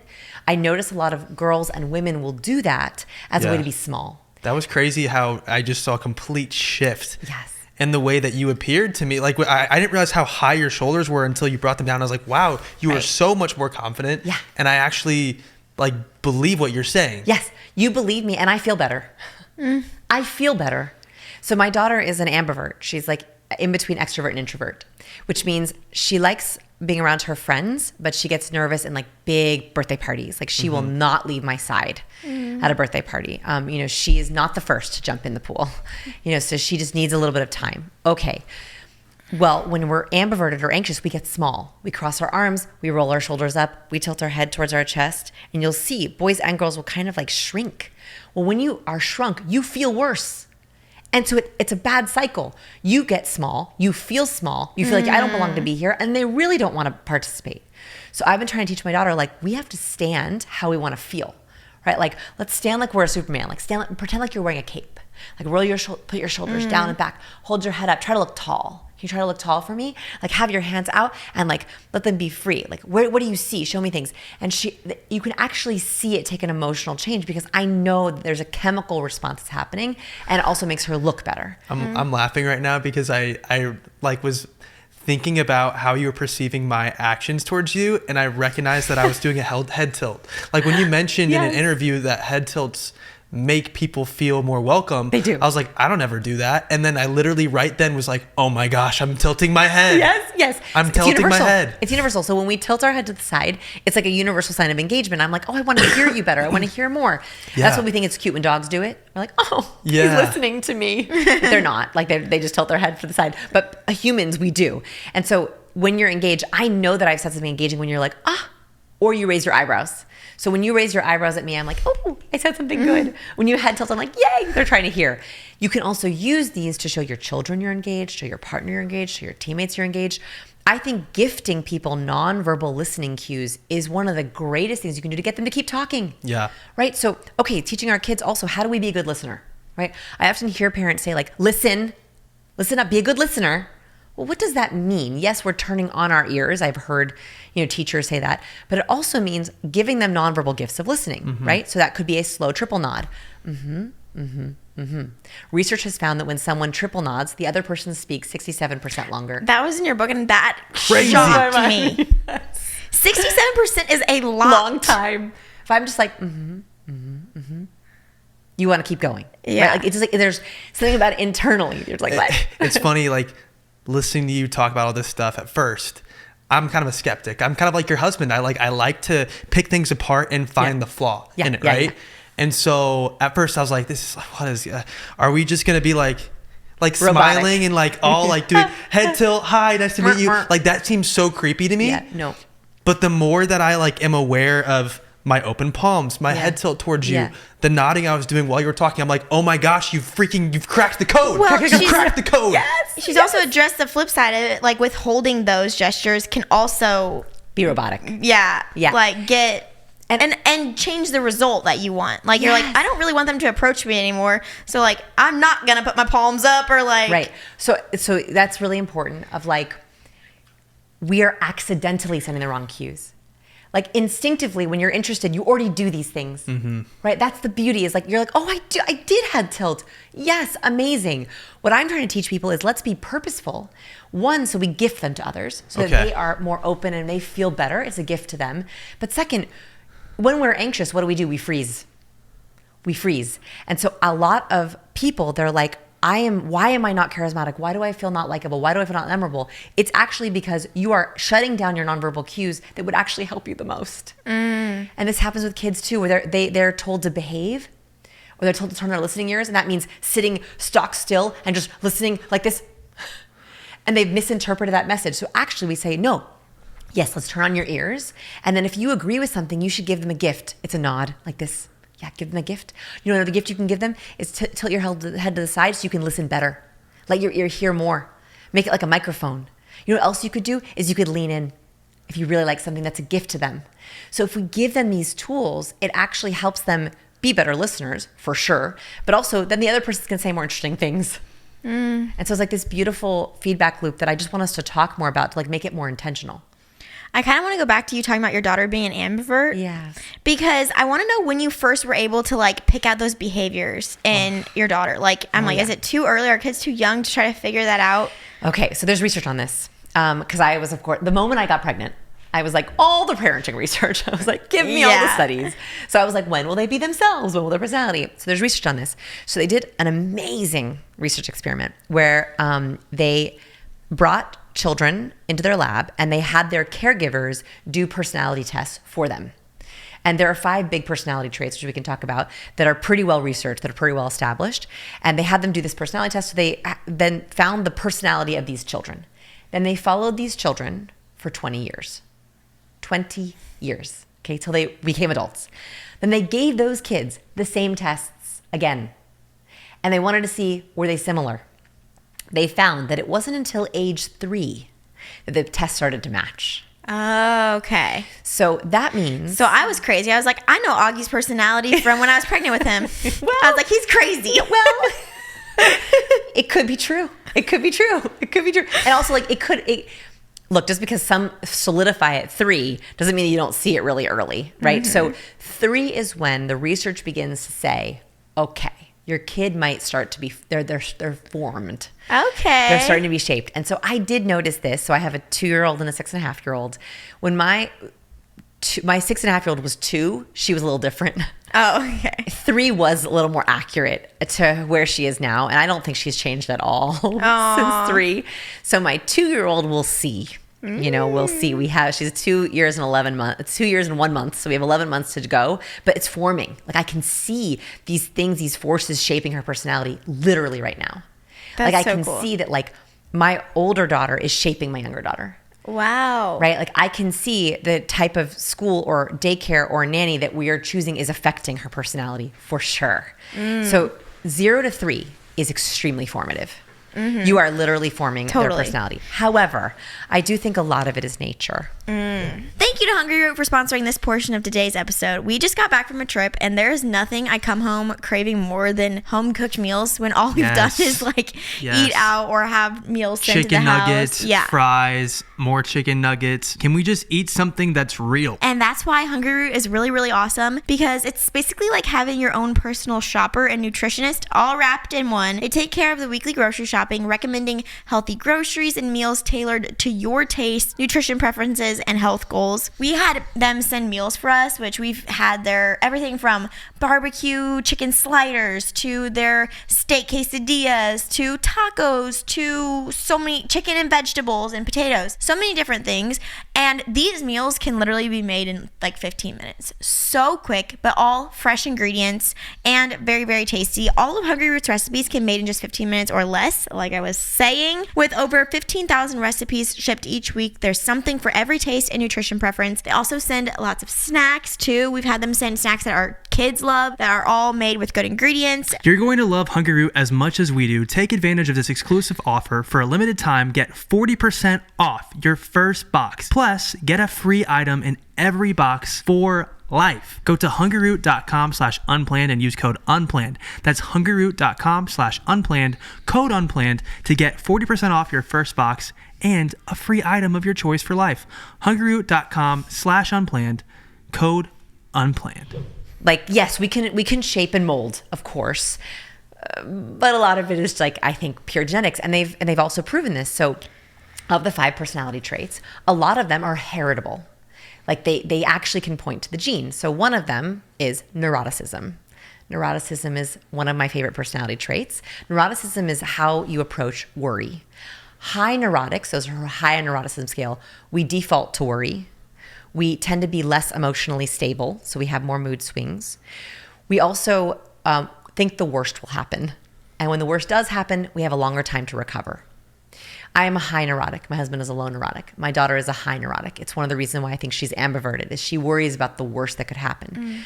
Now, I went into this research and I was like, is this a choice? Like, do I have any choice over this? And what they found is that neuroticism is partially heritable. In fact, they've even pinpointed a gene. It's called the serotonin transport gene that neurotics carry the long form of, which means that if you have the long version of this gene, you produce less serotonin and you produce it more slowly. This is why I'm a worrier, is because when bad things happen to me, I recover chemically less quickly. My husband, who has the short version, let's say we're in the car and we almost get hit. We don't get hit, but we almost get hit. We both have adrenaline and cortisol spike. My husband, his body and brain go, oh, we're okay. Serotonin, calm down. You're okay. My body goes, oh, and very slowly trickles the serotonin. So even a half an hour later, I'm still kind of jittery. No way. And that is because I'm literally have less serotonin in my body because I produce it more slowly. I have a slow form of that gene. So why I share this is because I do believe we have some control over our moods and our feelings. I do. But we also do have genetic expressions of things. Yeah. And so if you have a worrier who you're married to, it's probably a physiological response. Yeah. That they're worrying because they're literally producing that chemical more slowly. And so that means you just got to give them a little more time. Right? Like, oh, sorry. No, I was going to say, just don't make any major decisions when they're not having a lot of serotonin. And so I will literally say to Scott, like, I know I cannot make a major decision after I got a bad email. Like if I get a bad email, like someone tells me bad news, I am not allowed to make any decisions for like 30 to 45 minutes. I will back away from my computer. I go get a snack. I take a walk outside. I give a snuggle to my kids because I know that my chemical is not there yet. And then I'm totally fine. Back to myself 45 minutes later. So I think, like, if we know this about ourselves, we can control it. So is communication the key to solving issues within a relationship where you're having less serotonin or serotonin is recovering slower than your husband? Is good communication like the key to keeping like a marriage from going to divorce? You know, is that the key? Communication and self-regulation, right? So if you know that you have your opposites, and that's just one of the personality traits, we can talk about other ones. You know that you're a neurotic married to by the way, it's beautiful to have a marriage with a low and a high neurotic. This is a beautiful, beautiful marriage because the low neurotic, you need all the personality traits. We need diversity of personality, right? In my marriage, because I worry, I think of plans A, B, C, and D. So I make it so we don't get into a crisis very often. Like I have it all planned out. He's a fly by the seat of your pants kind of guy. That's me. Right? Yeah. He's like, his spontaneity also makes us have more fun. Do you think I'm high neurotic then? I just think about us like going to the airport and days we travel, you just get really stressed. You get really, really stressed because the airport is a great example actually because I don't feel like I typically am. But I've just never, But the airport I am. We've missed one flight in our entire life, and that was a completely unique circumstance. Like, but we've it never, could happen. other than that, we've never missed a flight. That was like super unique. We were on the plane already. We had to get off the plane. They were fixing all this stuff. We were getting lunch while the plane left because they told us the plane was not going to leave for 2 hours, but then they left in like 2 minutes. So this is way off script, but like we've never missed a flight. And so I'm just like, yeah, we're chilling, dude. And Abby's like, no, we need to leave now. And I'm like, no, we're chilling. Like we're fine. And we never missed the flight. Yeah. Yeah. Okay. So we've cut it very close. Yes. Though. We've never cut it close. They've never actually even closed the doors on us. Like, all right. Cutting it close is like sprinting through the airport, what's Macaulay Culkin, Home Alone style. Oh, where, yeah. like they're shutting the doors of the plane and you like, no, and you get in. That's cutting it close. That's never happened. Wow. Ever. Okay. Neuroticism is not logical. Neuroticism is not logical. And so this will drive you crazy because it's not logical. And so worriers worry as an investment in failure prevention. And so I think that you have to realize from a communication standpoint is that when Abby worries, she is worrying to calm herself down. Wow, we're like in a therapy session right now. This is awesome. Right? And so and then you have to know that your worrying is not going to prevent failures. And so after a certain point, you should cut yourself off. Right? So I know that if I'm worrying, I'm like, okay, I can't make a decision for 45 minutes and I just have to let it go. I literally can't worry about it. I was late. My flight was delayed today. And we're sitting there and we try to get another flight, no other flights. And I was like, I'm going to worry about this. I'm going to text Addie and then I'm just going to let it go. Yeah. I'm just going to let it go because I knew that if I got myself worked up, I would not be okay for the interview. Right?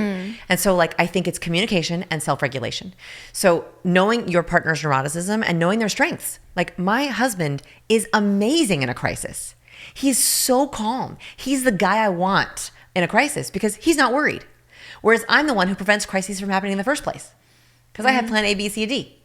That's beautiful to have that. So you have to appreciate what you really love about them and communicate. I'm so grateful for you that you're my rock in this crisis. And I need to just vent out loud for you, right? I need to, so communicating what you need to be able to self-regulate. The other one that I wanted to point out is openness. So I hear about this a lot in marriages where there's a difference in openness. So of the big 5 personality traits, I call them OCEAN: openness, conscientiousness, extroversion, agreeableness, and neuroticism. There's 5. This is way more research-backed than Enneagram or DISC or Myers-Briggs. This is the most research-backed across genders, cultures, and races. So it's really good science. Openness is the most important when it comes first, which is how you relate to new. High open people love new.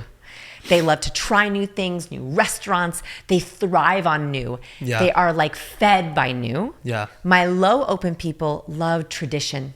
They love ritual. They love routine. They thrive in routine. New gets them a little uncomfortable. And so this can be a huge fight in a marriage because what's happening chemically? Chemically, high opens often carry DRD4. It's a gene specifically that relates to adrenaline and dopamine. High opens get more of a chemical hit of pleasure when they try new things. Yeah. So the risk of trying a new restaurant and having it be bad is worth the chemical possibility that it could be amazing. They tend to be skydivers. They tend to be gamblers. They can often be addicts. And that's because they are so seekers of that novelty because they get such chemical pleasure from that newness. I feel like you're literally describing me right now, but at the same time though, I feel like I like to take calculated risks. Yes, that's good. Where Matt, it's you love going to Cheesecake Factory and getting the chicken Madeira. I do love the every time. And they got rid of the chicken Madeira. They got rid of the hibachi steak. Have you ever had the hibachi steak before they got rid of it? No, the chicken Madeira is so good. It was so, and the chicken Madeira is amazing too. But this is not sponsored by Cheesecake. Although I would take a gift card. I wish it was. I would also take a gift card. That's our date night spot. Okay. But excuse me. No, but I like every time we travel somewhere, I'm like, we got to move here. And Abby's like, you say that every time we go somewhere new. Yes, my husband's the same. My husband will be in a place that's beautiful for 1 minute, and he'll be like Redfin, looking up real estate. He's like, oh my gosh, look at these homes. Look at these home prices. I'm like, what are you talking about? Our life is in Austin. Okay. And I lived in Oregon, by the way, and it was lovely. It's beautiful. Beautiful, beautiful, beautiful, beautiful. Lots of rain though. So high open folks, you're seeking that novelty because you get a lot of pleasure from it. Low open folks do not get as chemical of a burst. So they're like, why would I risk a bad meal when I can have my favorite? And low open people, they want to go to the same restaurant with the same waiter, order the same thing in the same way every time. Because for them, there's no chemical pleasure from the risk of trying something new. Yeah. And they get a lot of security and feeling like I'm okay with the ritual and routine. Neither of these are right or wrong, but they can cause massive problems in a marriage. And so it's really important to communicate and self-regulate, okay? So you're going to communicate what are your openness needs or your ritual needs. If you're someone who needs ritual, you should be saying not, I don't want to mess up the routine. That's the wrong way to communicate. The right way to communicate is, hey, on Christmas, it's a really important holiday for me. I love to have the same breakfast we've always had.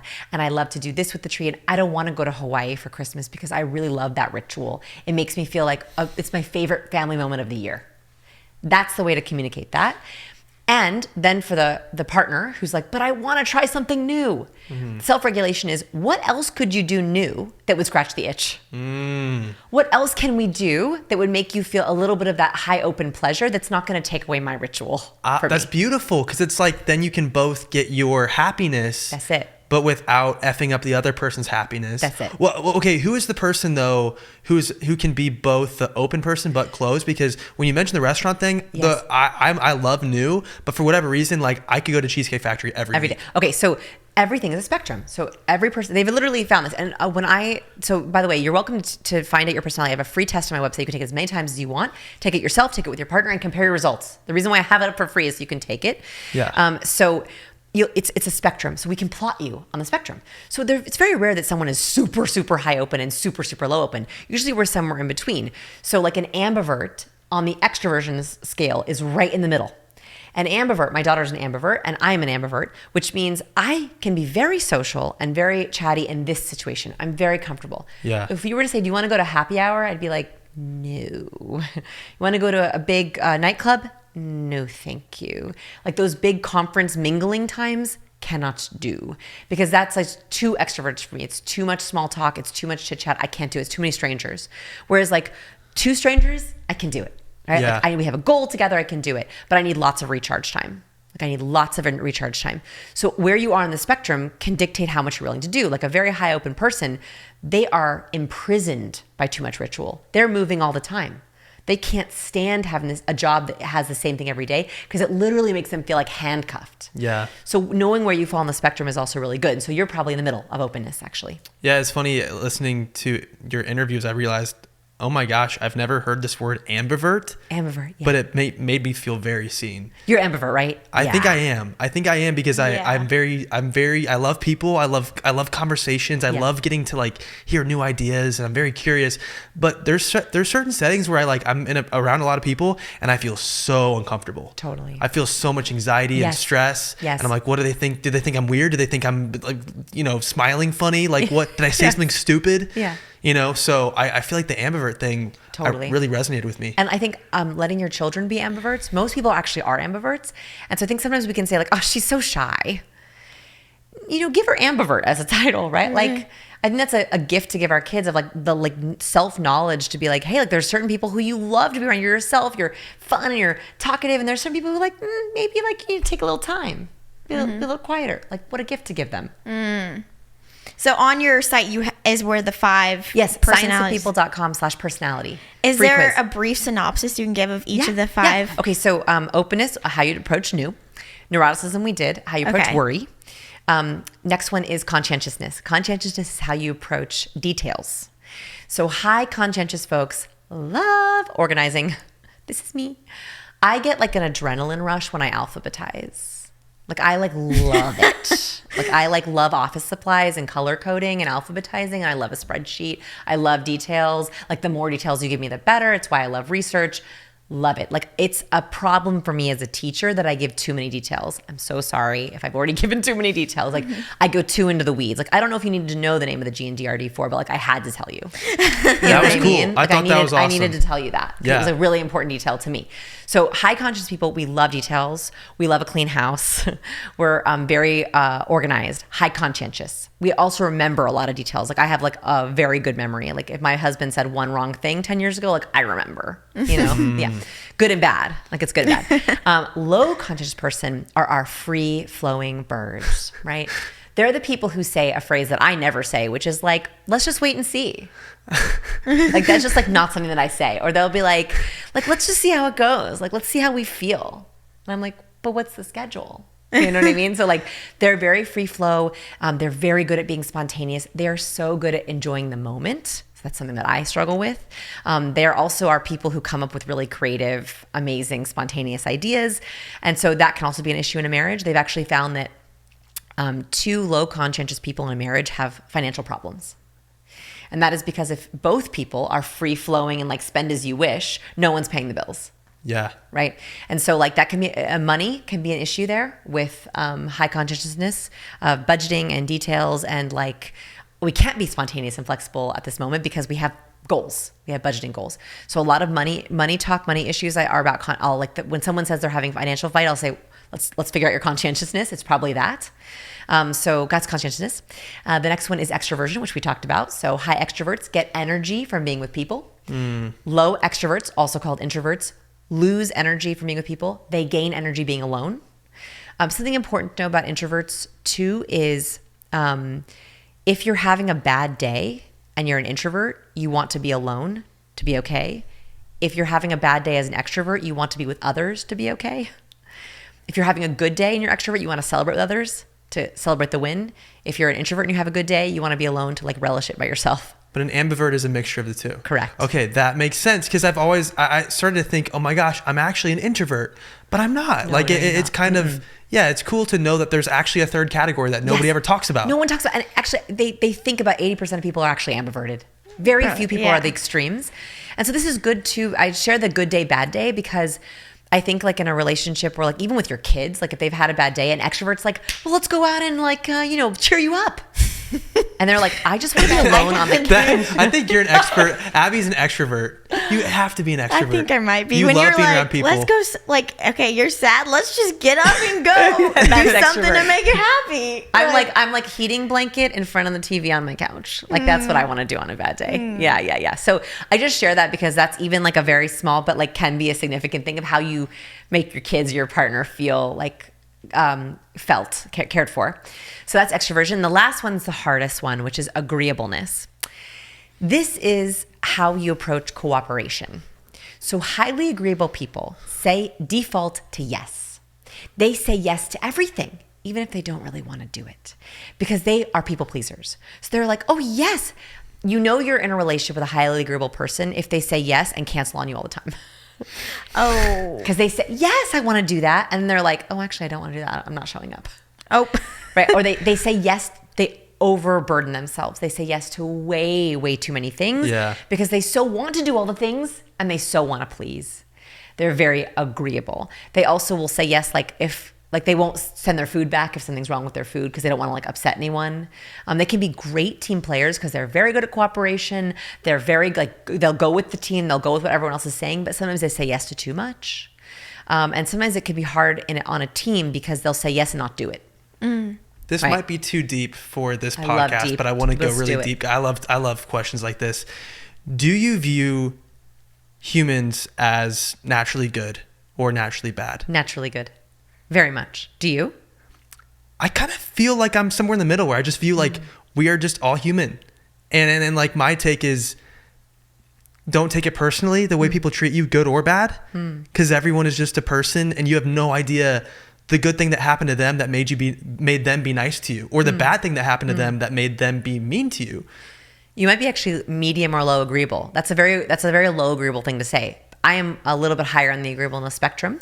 So low agreeable people default to no, and they're very skeptical. Yeah. Is that your husband? Yeah. But he's different than you, so that probably was attractive that he was different than you. I'll be like, I'm sure it's fine. Like, I'm sure she means well. And he's like, I don't know. Let's look at that. Like, let's look a little deeper into that. He will want to dig a little bit deeper. So low agreeable people, they default to no. Even if it's going to mean upsetting people, they don't care. They would rather get it right than be liked. Right? And so low agreeable people, they're very skeptical. They tend to be very data and numbers based. Yeah. They don't want to give you a yes until they're absolutely sure it's a yes. And so it can be challenging in a friendship, because like I have a low agreeable friend and I'm like, let's go to I don't even know. Let's go to a comedy club. It'll be so fun. And she's like, I don't know about that. They often are too cool for stuff. They're too cool for school, don't want to say yes, want to play a little hard to get. It's a way of being, that low agreeableness. I don't think you're that low. I feel very targeted right now. Oh, I'm no. very offended. Because see, that's weird. Yeah, Matt's an anomaly, I think, in a lot of ways. I Say am- yes really quickly, but then you might not actually mean it. I'm like, Matt, let your yeses be yeses. No, I am just weird, and I think that's why I've had such low self-esteem. No, I think I've had weird. I need to stop talking about myself because we're interviewing you. But I'm learning a lot Helpful. from you, and I resonate with I'm a recovering awkward person because I grew up snowboarding, but I did ballet. That is weird, and so I find a lot of courage from your story and your work just to know I can tell people that I'm a ballet guy, but I also like to snowboard. I can say that, and that's okay. Yeah. And the people that do think that's weird to a point where they don't want to be my friend, Not your people. Screw them, not my people. I don't want to be your friend. But that's a great allergy. You don't want someone who's like, ew, ballet. not your person. Yeah. Matt loves ballet. I do. No, we took ballet together in college. Yeah, and like that, but like that's a great allergy for you of like for example, I don't like too cool people. So I have trouble with this friend. Like this friend who's like too cool for things, like we like it's a little bit hard I for agree. me. That's something I don't Yeah, like. it's a challenge, and I love her, but like just like be uncool sometimes. Like it's okay. Like try like something you wouldn't normally say yes to. Like it's okay. If there's one like thing I could leave with the world is like, can we all just be our weird selves and like love us for it? Yes. Right? Like, can we all just do that? Like, we're all weird. We're all a little weird.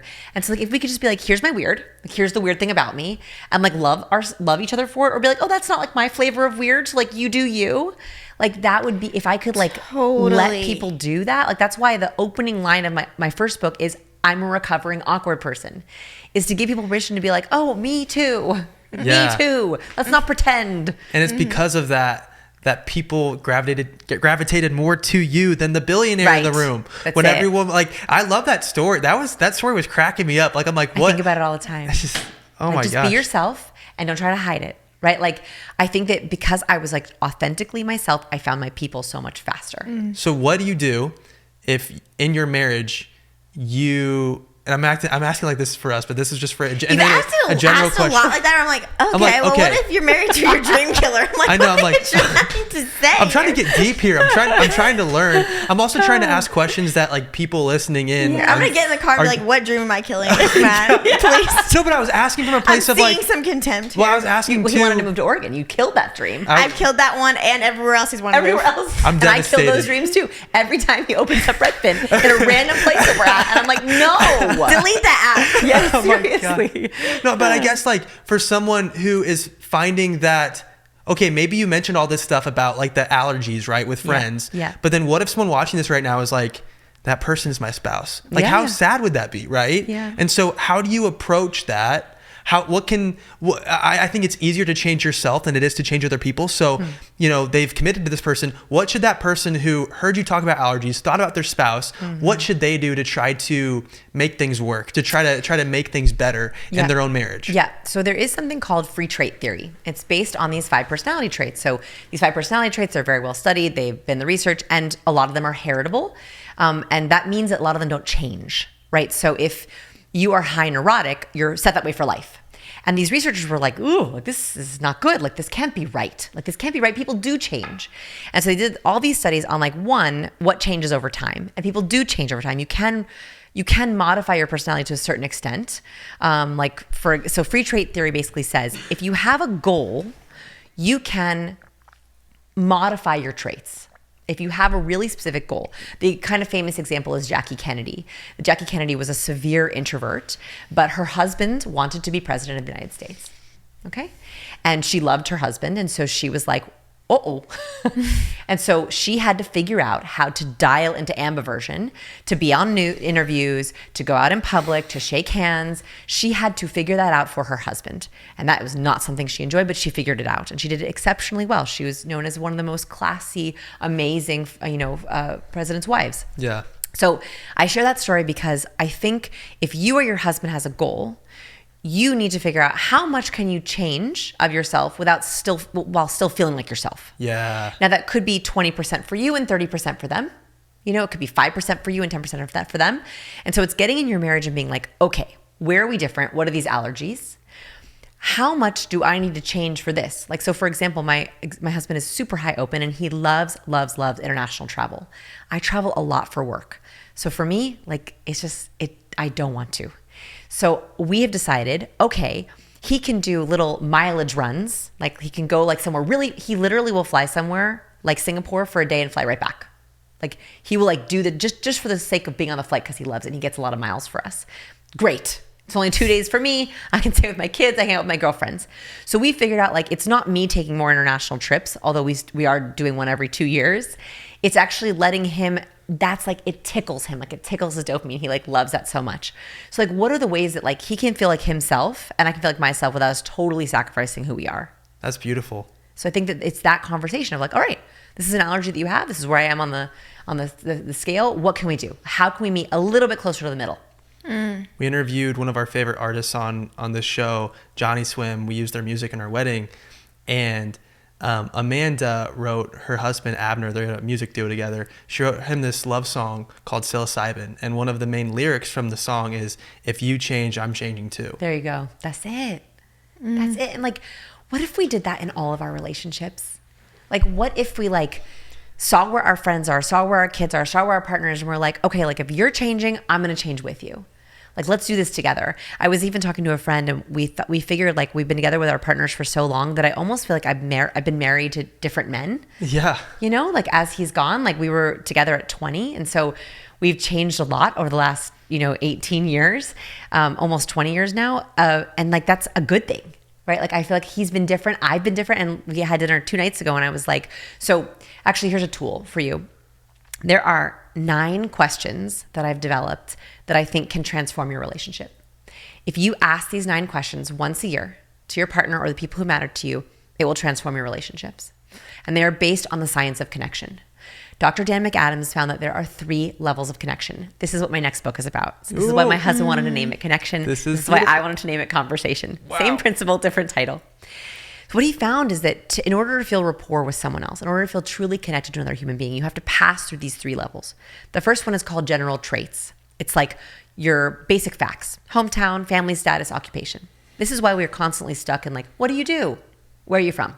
Level 1. I hate that I ask those questions. Hate it. I do it all the time, and it pisses me off. I'm done doing that. I know. The reason why we do it is because we're actually trying to pass through level 1 as quickly as possible. You actually can't connect with someone if you don't know that. You can't feel truly bonded to someone if you don't know if they're married or if they have kids or what their job is. It's really, really hard to feel connected to them if you don't have that. I would say replace those questions with the questions that I'm going to teach you.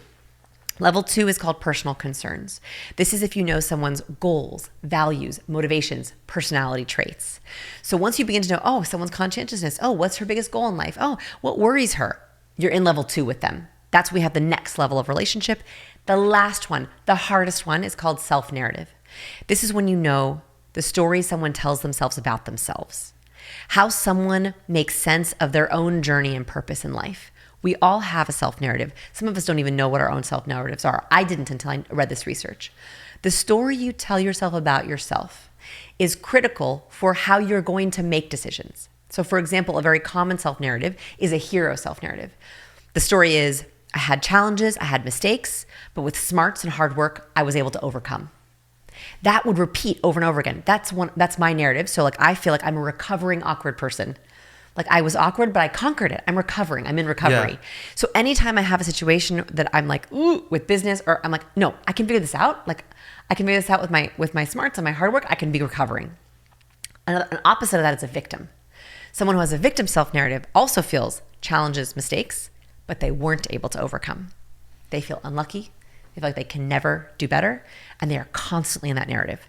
Everything is woe is them. I can't do anything about it. I can't change it. I don't like this. And they're in that victim self-narrative. That is the highest level of knowing, if you know what someone's self-narrative is. So these 9 questions are designed to move you through those levels. And if you can do them with your partner or your spouse, it is game-changing. I do them with my partner once a year. We just did them on Valentine's Day. So we just finished doing these. That's awesome. So here they are. Level 1. And these ones you can do with your kids, your teammates, and new relationships. What was the highlight of your day? This is only to break the social script of how are you? Yeah. Right? Like, you see an old friend, how are you? Good, busy, how are you? That's how it is. You ask someone, that's the question. So what was the highlight of your day? What was the highlight of your week? Is a way to break how are you? And you'll learn something. Could how are you, though, be made stronger if it was how are you actually? Like, don't just give me the same simple trick. Actually tell me how you are. And if it's really crappy right now, like, I want to know because I actually care about you. Yes. How are you actually? How are you really? Totally breaks that script. I also, I just put this on my Instagram, and it's like going totally viral, which is, for the record, I want the real reason. I want the long answer to how are you. So I can say like, how are you? I want the long answer.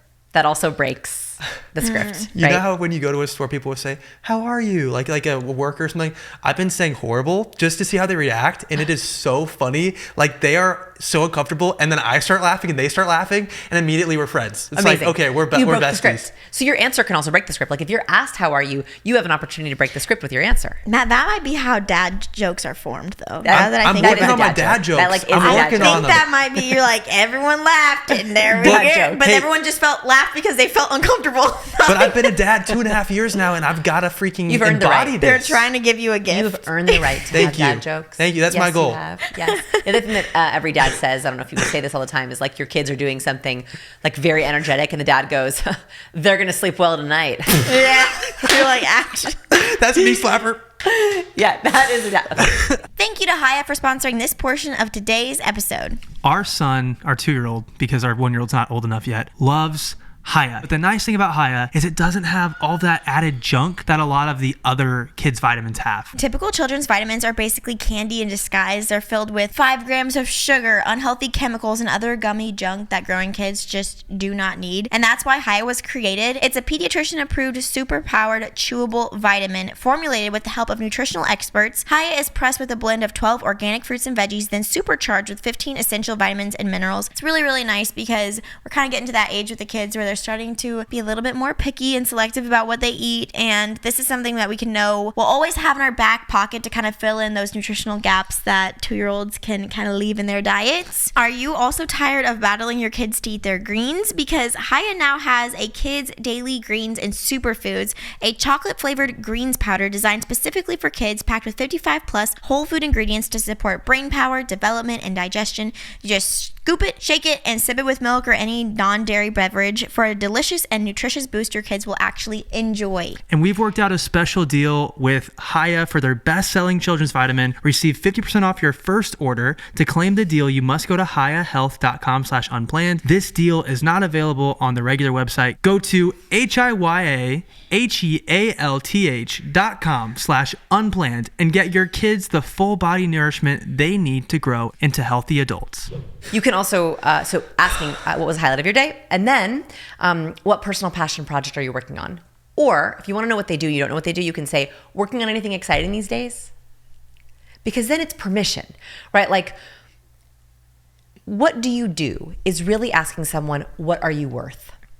And I don't want to do that to someone else, especially if someone's not defined by what they do or they don't feel like what they do matters. Yeah. So if I say, working on anything exciting recently, I am giving you permission to tell me whatever excites you, whether that's a personal passion or your job or your kids, right? Like it's also like if you have a stay-at-home mom who doesn't like the question, what do you do? They can, if I say working on anything exciting these days, they can say, yes, I'm working on this with my kids, or this is my PTA, or I'm homeschooling.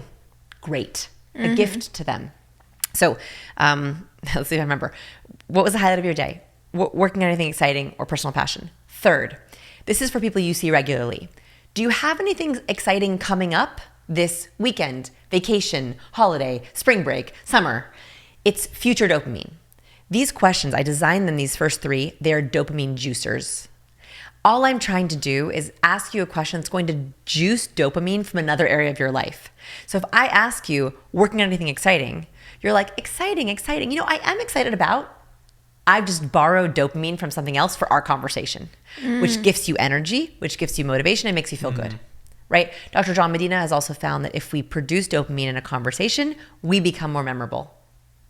So I want my conversations to be super memorable, and I want them to be a pleasure, right? I don't want to ask a question that's going to make someone uncomfortable. So if I say to them, you know, what personal passion project are you working on? And they're like, oh, let me tell you. That's like giving them the gift of dopamine, which makes them feel better. Those are the first 3. And you can ask that last one. The trick that I have, it's a very, easy one, is on Mondays and Tuesdays, I ask everyone on my team, all my friends, you do anything exciting this past weekend? Right, juicing dopamine from their weekend. On Thursdays and Fridays, I always ask, doing anything exciting this upcoming weekend? And on Wednesdays, I don't talk to anyone. It's like, then it's the highlight of your I don't week. have a question for Right, you. exactly. We're out. Wednesday's an inside day. It's an ambivert. Right. So like, I know that those are my go-to questions. I don't even have to think about it. And my friends know this too. So on our team, my team is virtual at Science People. We have people all over the world. I noticed that my team calls all started like accidentally negative. Like, ugh, the weather. Oh, the traffic. And it was like kind of this like awkward, negative small talk. And I was like, no, Yeah. no more.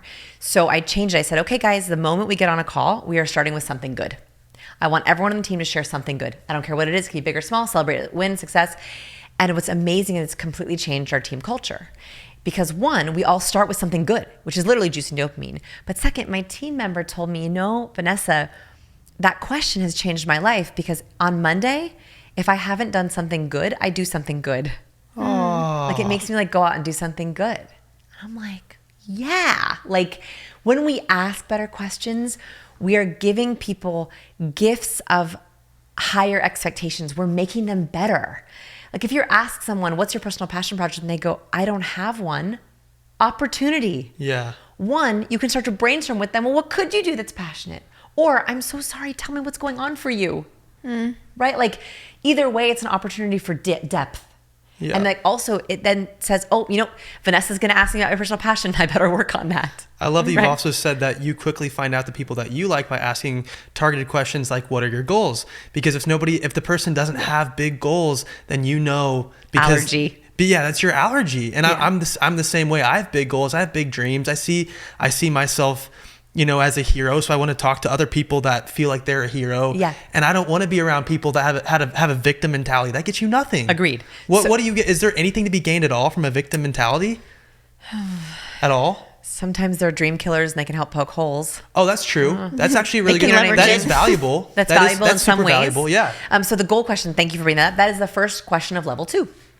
So those 3 questions are level 1. You should do them with everyone in your life. They're very easy. You should start questions like that. Level 2, if you're like, I want to go a little deeper. What's your biggest goal right now? Or what goal are you working on is the next question number 4.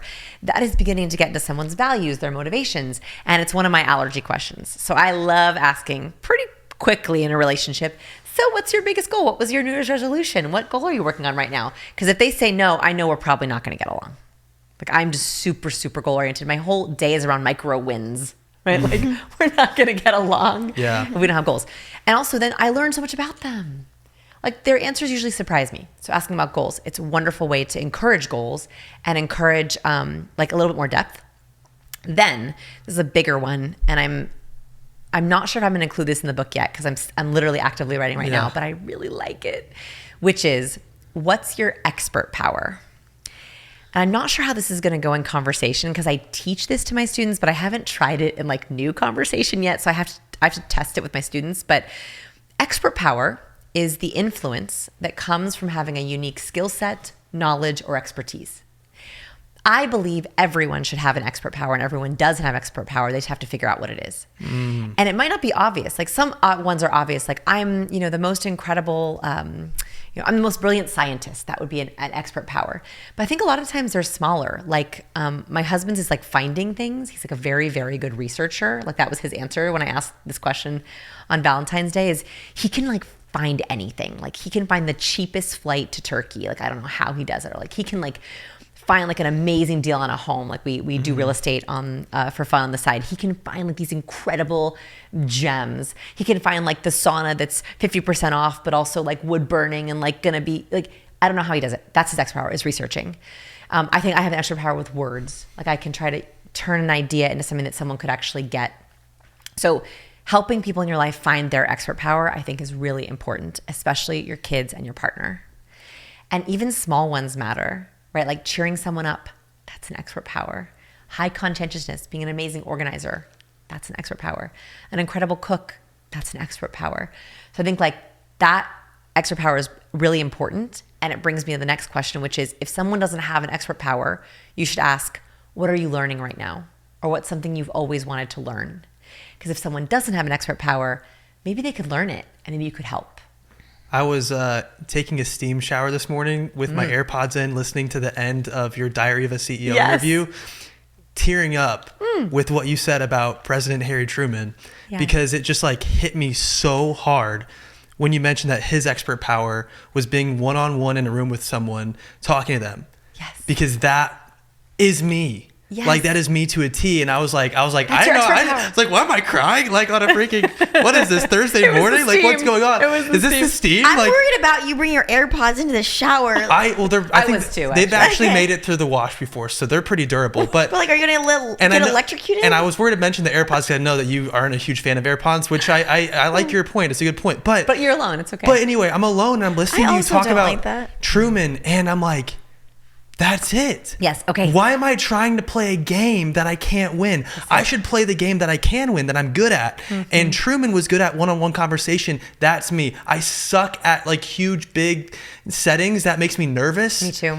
That's why we're ambiverts. I felt like it was destiny, like standing in the shower today, like freaking crying, like listening to this podcast when I'm like, You were crying this morning? okay, I wasn't crying. I was tearing up. I was I was tearing. emotional. It was a spiritual It's a experience. deep story. I'm gonna share it. But like, It's deep. I literally have had right now my phone screen. It's like, I'll show you. It's my sweet kids. So I have it like flip through photos of my kids, my wife, like my family. Like that's what's most important to me.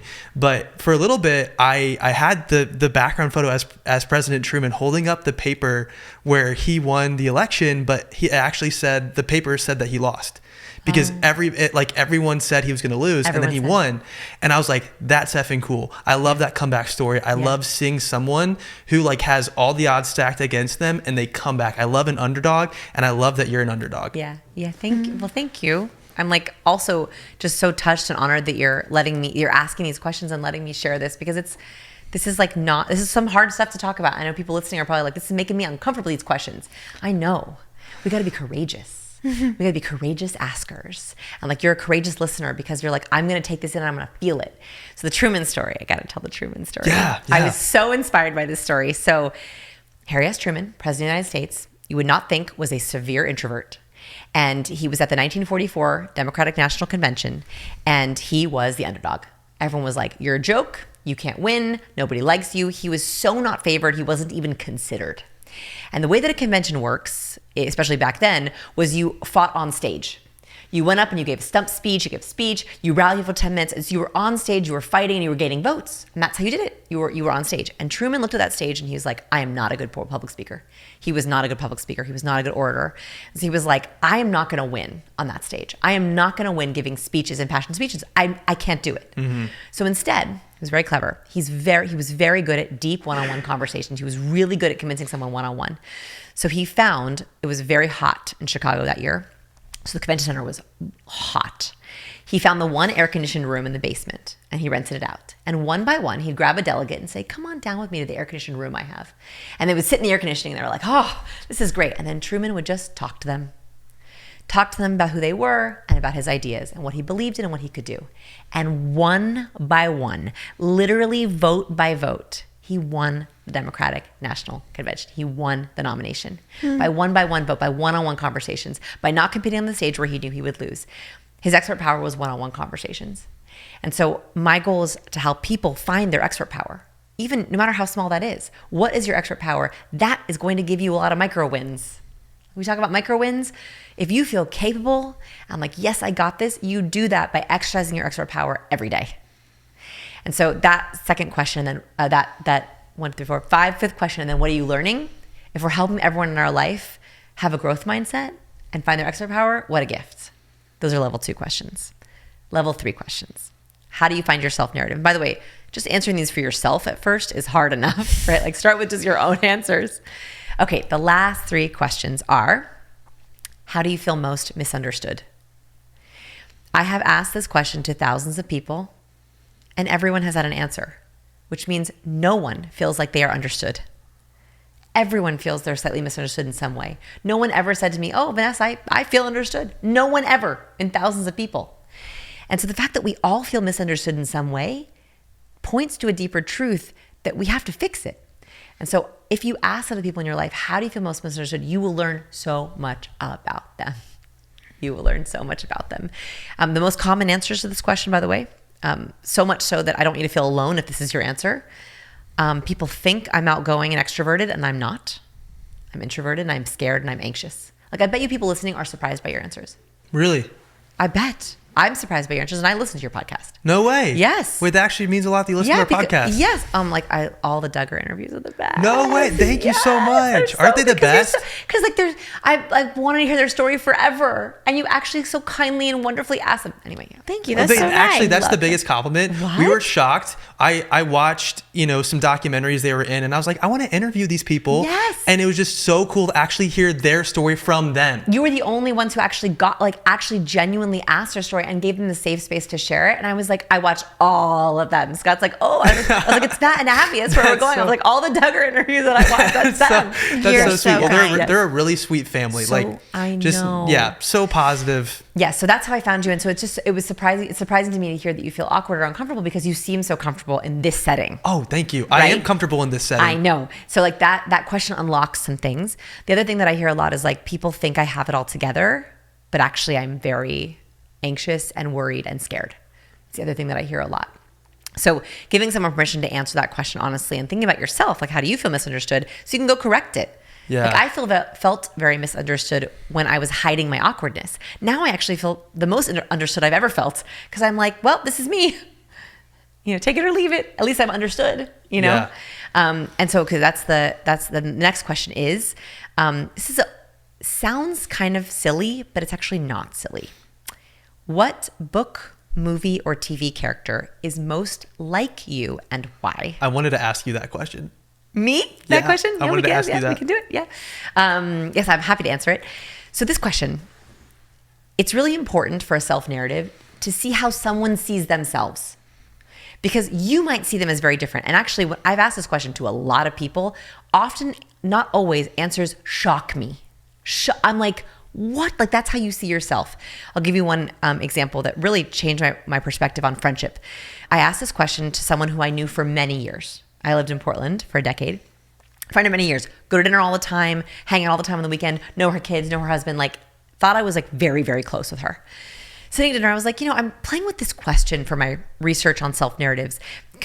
What book or movie or TV character is most like you? Now, you have to say like you, not who you aspire to be. Like most similar to you in values and personality and life choices, not looks, right? So it's important like that. So values, personality, life choices, who's like most like you? And I thought she was going to say, she's a mom of 3. I was like, I thought she was going to say a fun TV mom. Or she's so funny and she's a stay-at-home mom. And I was like, it's gonna be a mom for sure. She was like, Katniss Everdeen.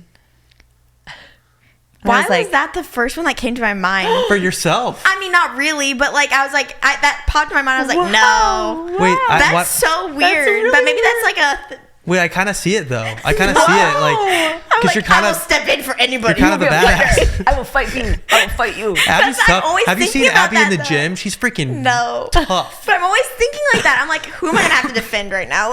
Since I became a mom, I think that's a mom thing. Maybe I do too. I think there's because she's a motherly sister. Totally.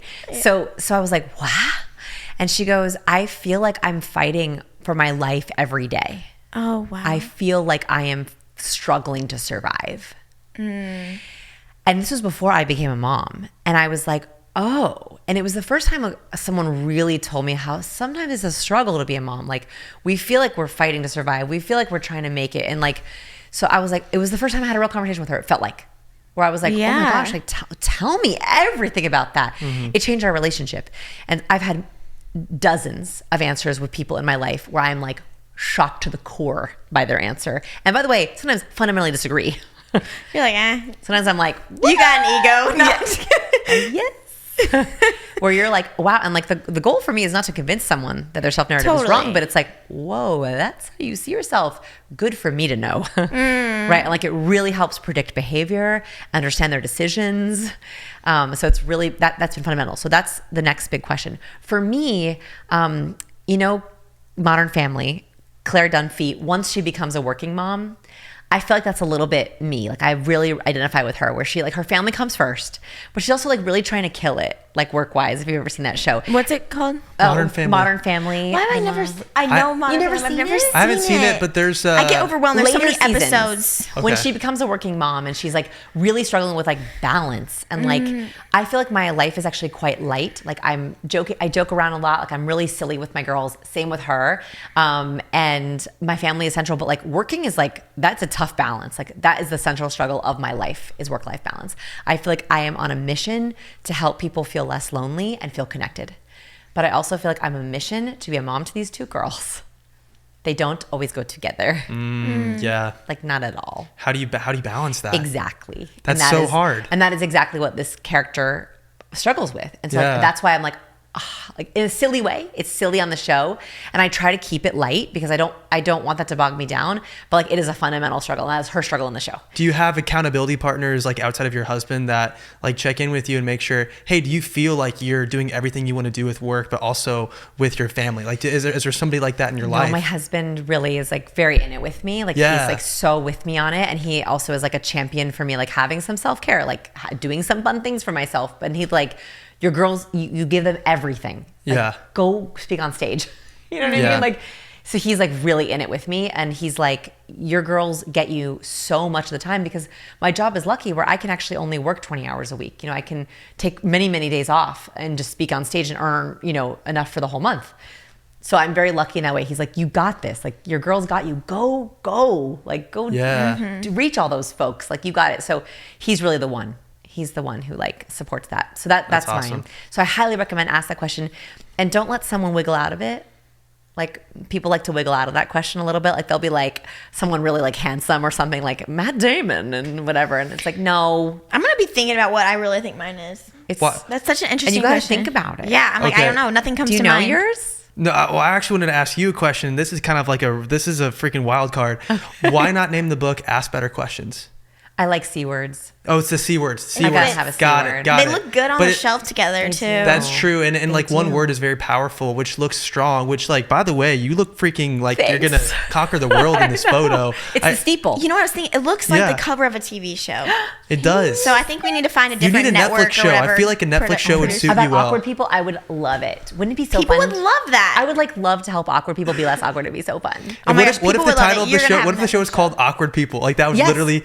Recovering awkward people. And you're Recovering awkward people. and you're helping awkward people be less That's it. awkward. Yes. It's like Queer Eye for Awkwardness. Yes. Okay, this is her Let's pitch. do Honestly, this. this Let's is what do you it. need. Is there Netflix somebody execs. listening to this that can Netflix make this execs. Netflix? Hello. I want to know the last question.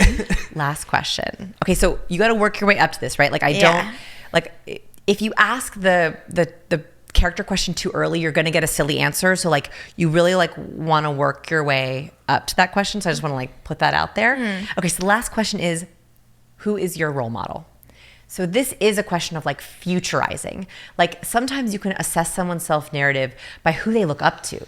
And it should be like having a deep conversation about this is really important. So like who's your role model and why? Like why are you aspiring to be this person or be like this person? You'll hear the values they say. It's the way they answer this, the way they explain things is really important. Like someone might say, like I've asked this question to many people and they'll be like, Elon Musk is my role model. I'll say, okay, why? And they say, he's just, he's made so much money and so much money and so much money and like all the things about money. Now I might view Elon Musk differently than they do, but their answer is about money. So I say to them, so to be successful, you need to be financially free. Yes. Right. I just learned that a big piece of their freedom self-narrative is financial success and financial freedom versus someone who's like, Elon Musk, changing the world, investing in space, putting their money with technological advancement. Okay. Different answer. Right. Then it's all about like changing the world. And I'll say, do you want to change the world? If you had all the money in the world, what would you invest in? Very different. Then it's like, their goal is not about financial success. It's about changing the world with inventions or technology. Very different things. So the why is going to tell you everything you need to know about them. Okay, well, evaluate this. So I really look up to Martha Stewart after watching her documentary. Loved her documentary. So good. That was good. So good. So inspiring. Because first female billionaire. Hello. Like okay. so powerful. Billionaire. He did it. But You did the I thing. You did it. You did it. What is the thing? What did I do? You said a financial thing first. Dang it. Freaking dang it. you know- I'm trying to train. Okay, so here's the thing. that's not It's deep in my bad. identity She's saying because it's not bad. because It's when not I was a bad. kid, again, when I was a Were kid, you money scarce? money was hard. And so in my brain, money solves all the problems, and it doesn't. So I'm trying to retrain my brain that money doesn't solve all my problems, because again, like, yeah, it But just that's doesn't. super important. Like, So there's no interesting. wrong answer, right? Like, Yeah. it is so important that for success to feel confident and to feel not scared, it does require money. And like, I think that's really important. What's funny is I was about to talk about her overcoming obstacles. Like, she went to prison, Yeah. and I was gonna, because my first thought was like, oh, because she's a billionaire. I was like, oh, I can't say that, but then I still You said said it, which means But- it's real. But it is real. But I guess like it is really cool that she like came back from being in prison and is killing it again. Yes. Like, what a badass. Sorry, Yes. can I say that on here? Yes. Yes. It's your podcast. And so, my like, podcast. please don't judge your answers. Like, please don't judge your answers. Like, for me, like, I just want to know you, right? Like, and so if you're like, I need to be a billionaire to be successful, I'm like, okay, let's talk about that. Let's figure it out. What's the number? You know, like, there is no judgment here. And so I think that, like, it's really important. Like, don't self-judge your answers. Don't pick the answer you think people want to hear. And if Yeah. you don't feel like you have someone to share it with, then don't share it. Okay, here's why I do want to maybe be a billionaire. That sounds like really Yeah. scary, but it's because you can do so much good. That's it. You can do Agreed. so much good. If I am worth $10,000, or if I'm worth $1 billion, I could do a lot more good in the world with more money, because I could fund charities. I could fund, Yeah. projects that are helping get food to people in countries that are under-resourced. I could Yes. fund projects where people don't have, the polio vaccine. Like, there's still places that don't have resources like that. And it Yes. pisses me off that people are dying from easily preventable diseases in our world. I mean, I want to make enough money so I can give it all away and then start a literacy nonprofit. That's awesome. Like, that is my goal. Like, I do not want to charge for what I do. I do not like it. I wish I could just do free education all the time. Yeah. I wish I could give away my courses and books. Like, I wish I had no ads. Like, that is not why I'm here. I'm here to get the message out. So I would like to make enough money. And that's why we're working very, very hard to turn our profits into real estate and other things, so that we can say, great, let's turn it into a B Corp. Let's make Yeah. it all free. Yeah. And then I want to work on literacy. That's so cool. Like, I'm an author. It kills me that there are millions of US adults who can't read. Like, I have. You're kidding. Yes. People that can't read Yes. in our country. Millions of adults who cannot read. Millions of adults. So what kills me is I have this book and I speak to a group and someone comes to me and say, I wish I could buy your book, but I can't read. No. That is the problem I want to fix. And so that is like a very, very strong. I really would like to work on literacy for prisons. It helps with recidivism. It's so many of our inmates cannot read.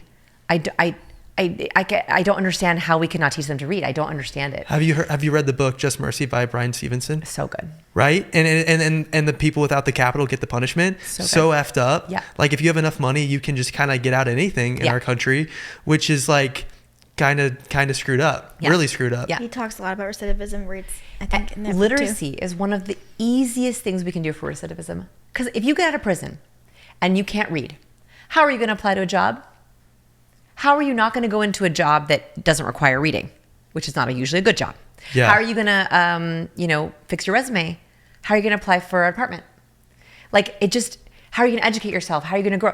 So I'm just like, this is a problem we can fix. Once you teach someone to read, it's done. They read for the rest of their life. Couldn't that be like, if you started this, I'm trying to brainstorm right now because I love your idea.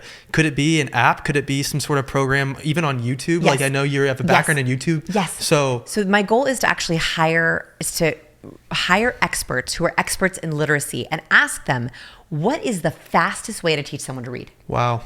Right? Like, the way that we teach kids to read right now is for kindergartners. It's very different than adults. And so I'm like, what is the fastest way to teach an adult to read? There has to be a way. There has to be a program that teaches them to read fast. It has to be either audio or video. Yep. Right? It has to be. So I need to develop that program first so that we can teach someone to read in 2 days.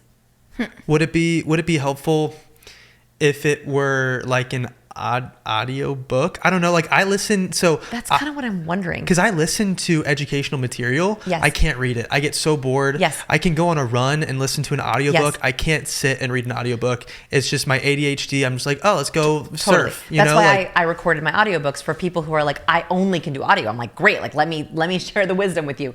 I actually think it's either a free audiobook Or even like, this is like crazy, but I was like, what if I bought a radio station? No way. And I just broadcasted literacy lessons. That's it. You know, like, but the problem is you need to be able to see it. Yeah. Well, okay, but even people that are unhoused have iPhones, so like, or like smartphones. So what if it was the YouTube channel? Like, what if? Right. I think it could be. What if it's like learn to read? I don't know. Right. But I guess it's just helping them. Like, because some of these people might not know that, like, hey, this is like square one. You need to learn to read if you want to get better. I would like to start that YouTube channel. That's an like to start awesome it, like for purpose. adults. So like that's my purpose. It's very, you know, I don't know how long it will take me to try to do that, but like that's my goal. And so like when you talk to people about this, like you want to be financially free because it makes you feel secure so you can do good. Yeah. That is not a bad answer. That's not a wrong answer. And I don't think wanting money is a bad thing. Like, I think that like it's an important part of our existence. So I think that like we have to also listen with openness and listen with kindness to whatever the answer is going to be and not judge people for that answer. Wow. Well, Vanessa, thank you for teaching us about the 9 questions that people can ask to have better relationships, better marriages, better friendships. I mean, it seems like, it doesn't seem like it. You've studied this for a very long time. Yeah, I've been doing a YouTube video a week for 17 years. Wow. And I've been doing this communication research for 10. Amazing. So we're all coming on a decade. And that's why this next book is like, ooh, it makes me nervous because it's so much of what I care about that I got to get it right. Well, everyone should go pick up a copy of Q's. This is such an incredible book. Charisma. Or Charisma. Maybe consider getting it for a friend. I don't know. Maybe read it with your partner. Yeah, read it with your partner. Kids. They're all like totally safe for families. And also my first book, Captivate, is also like a little more fun. Like if you're looking for a more fun, playful book. And I read them both. So if you're like, I'm an audio person, that's me too. Well, thank you so much. This has been incredible. Thank you for asking the good questions. I love you guys. The time just flew by. I can't believe we're Literally, talking this I'm long. scared. Yes. Thank you for being here. My pleasure.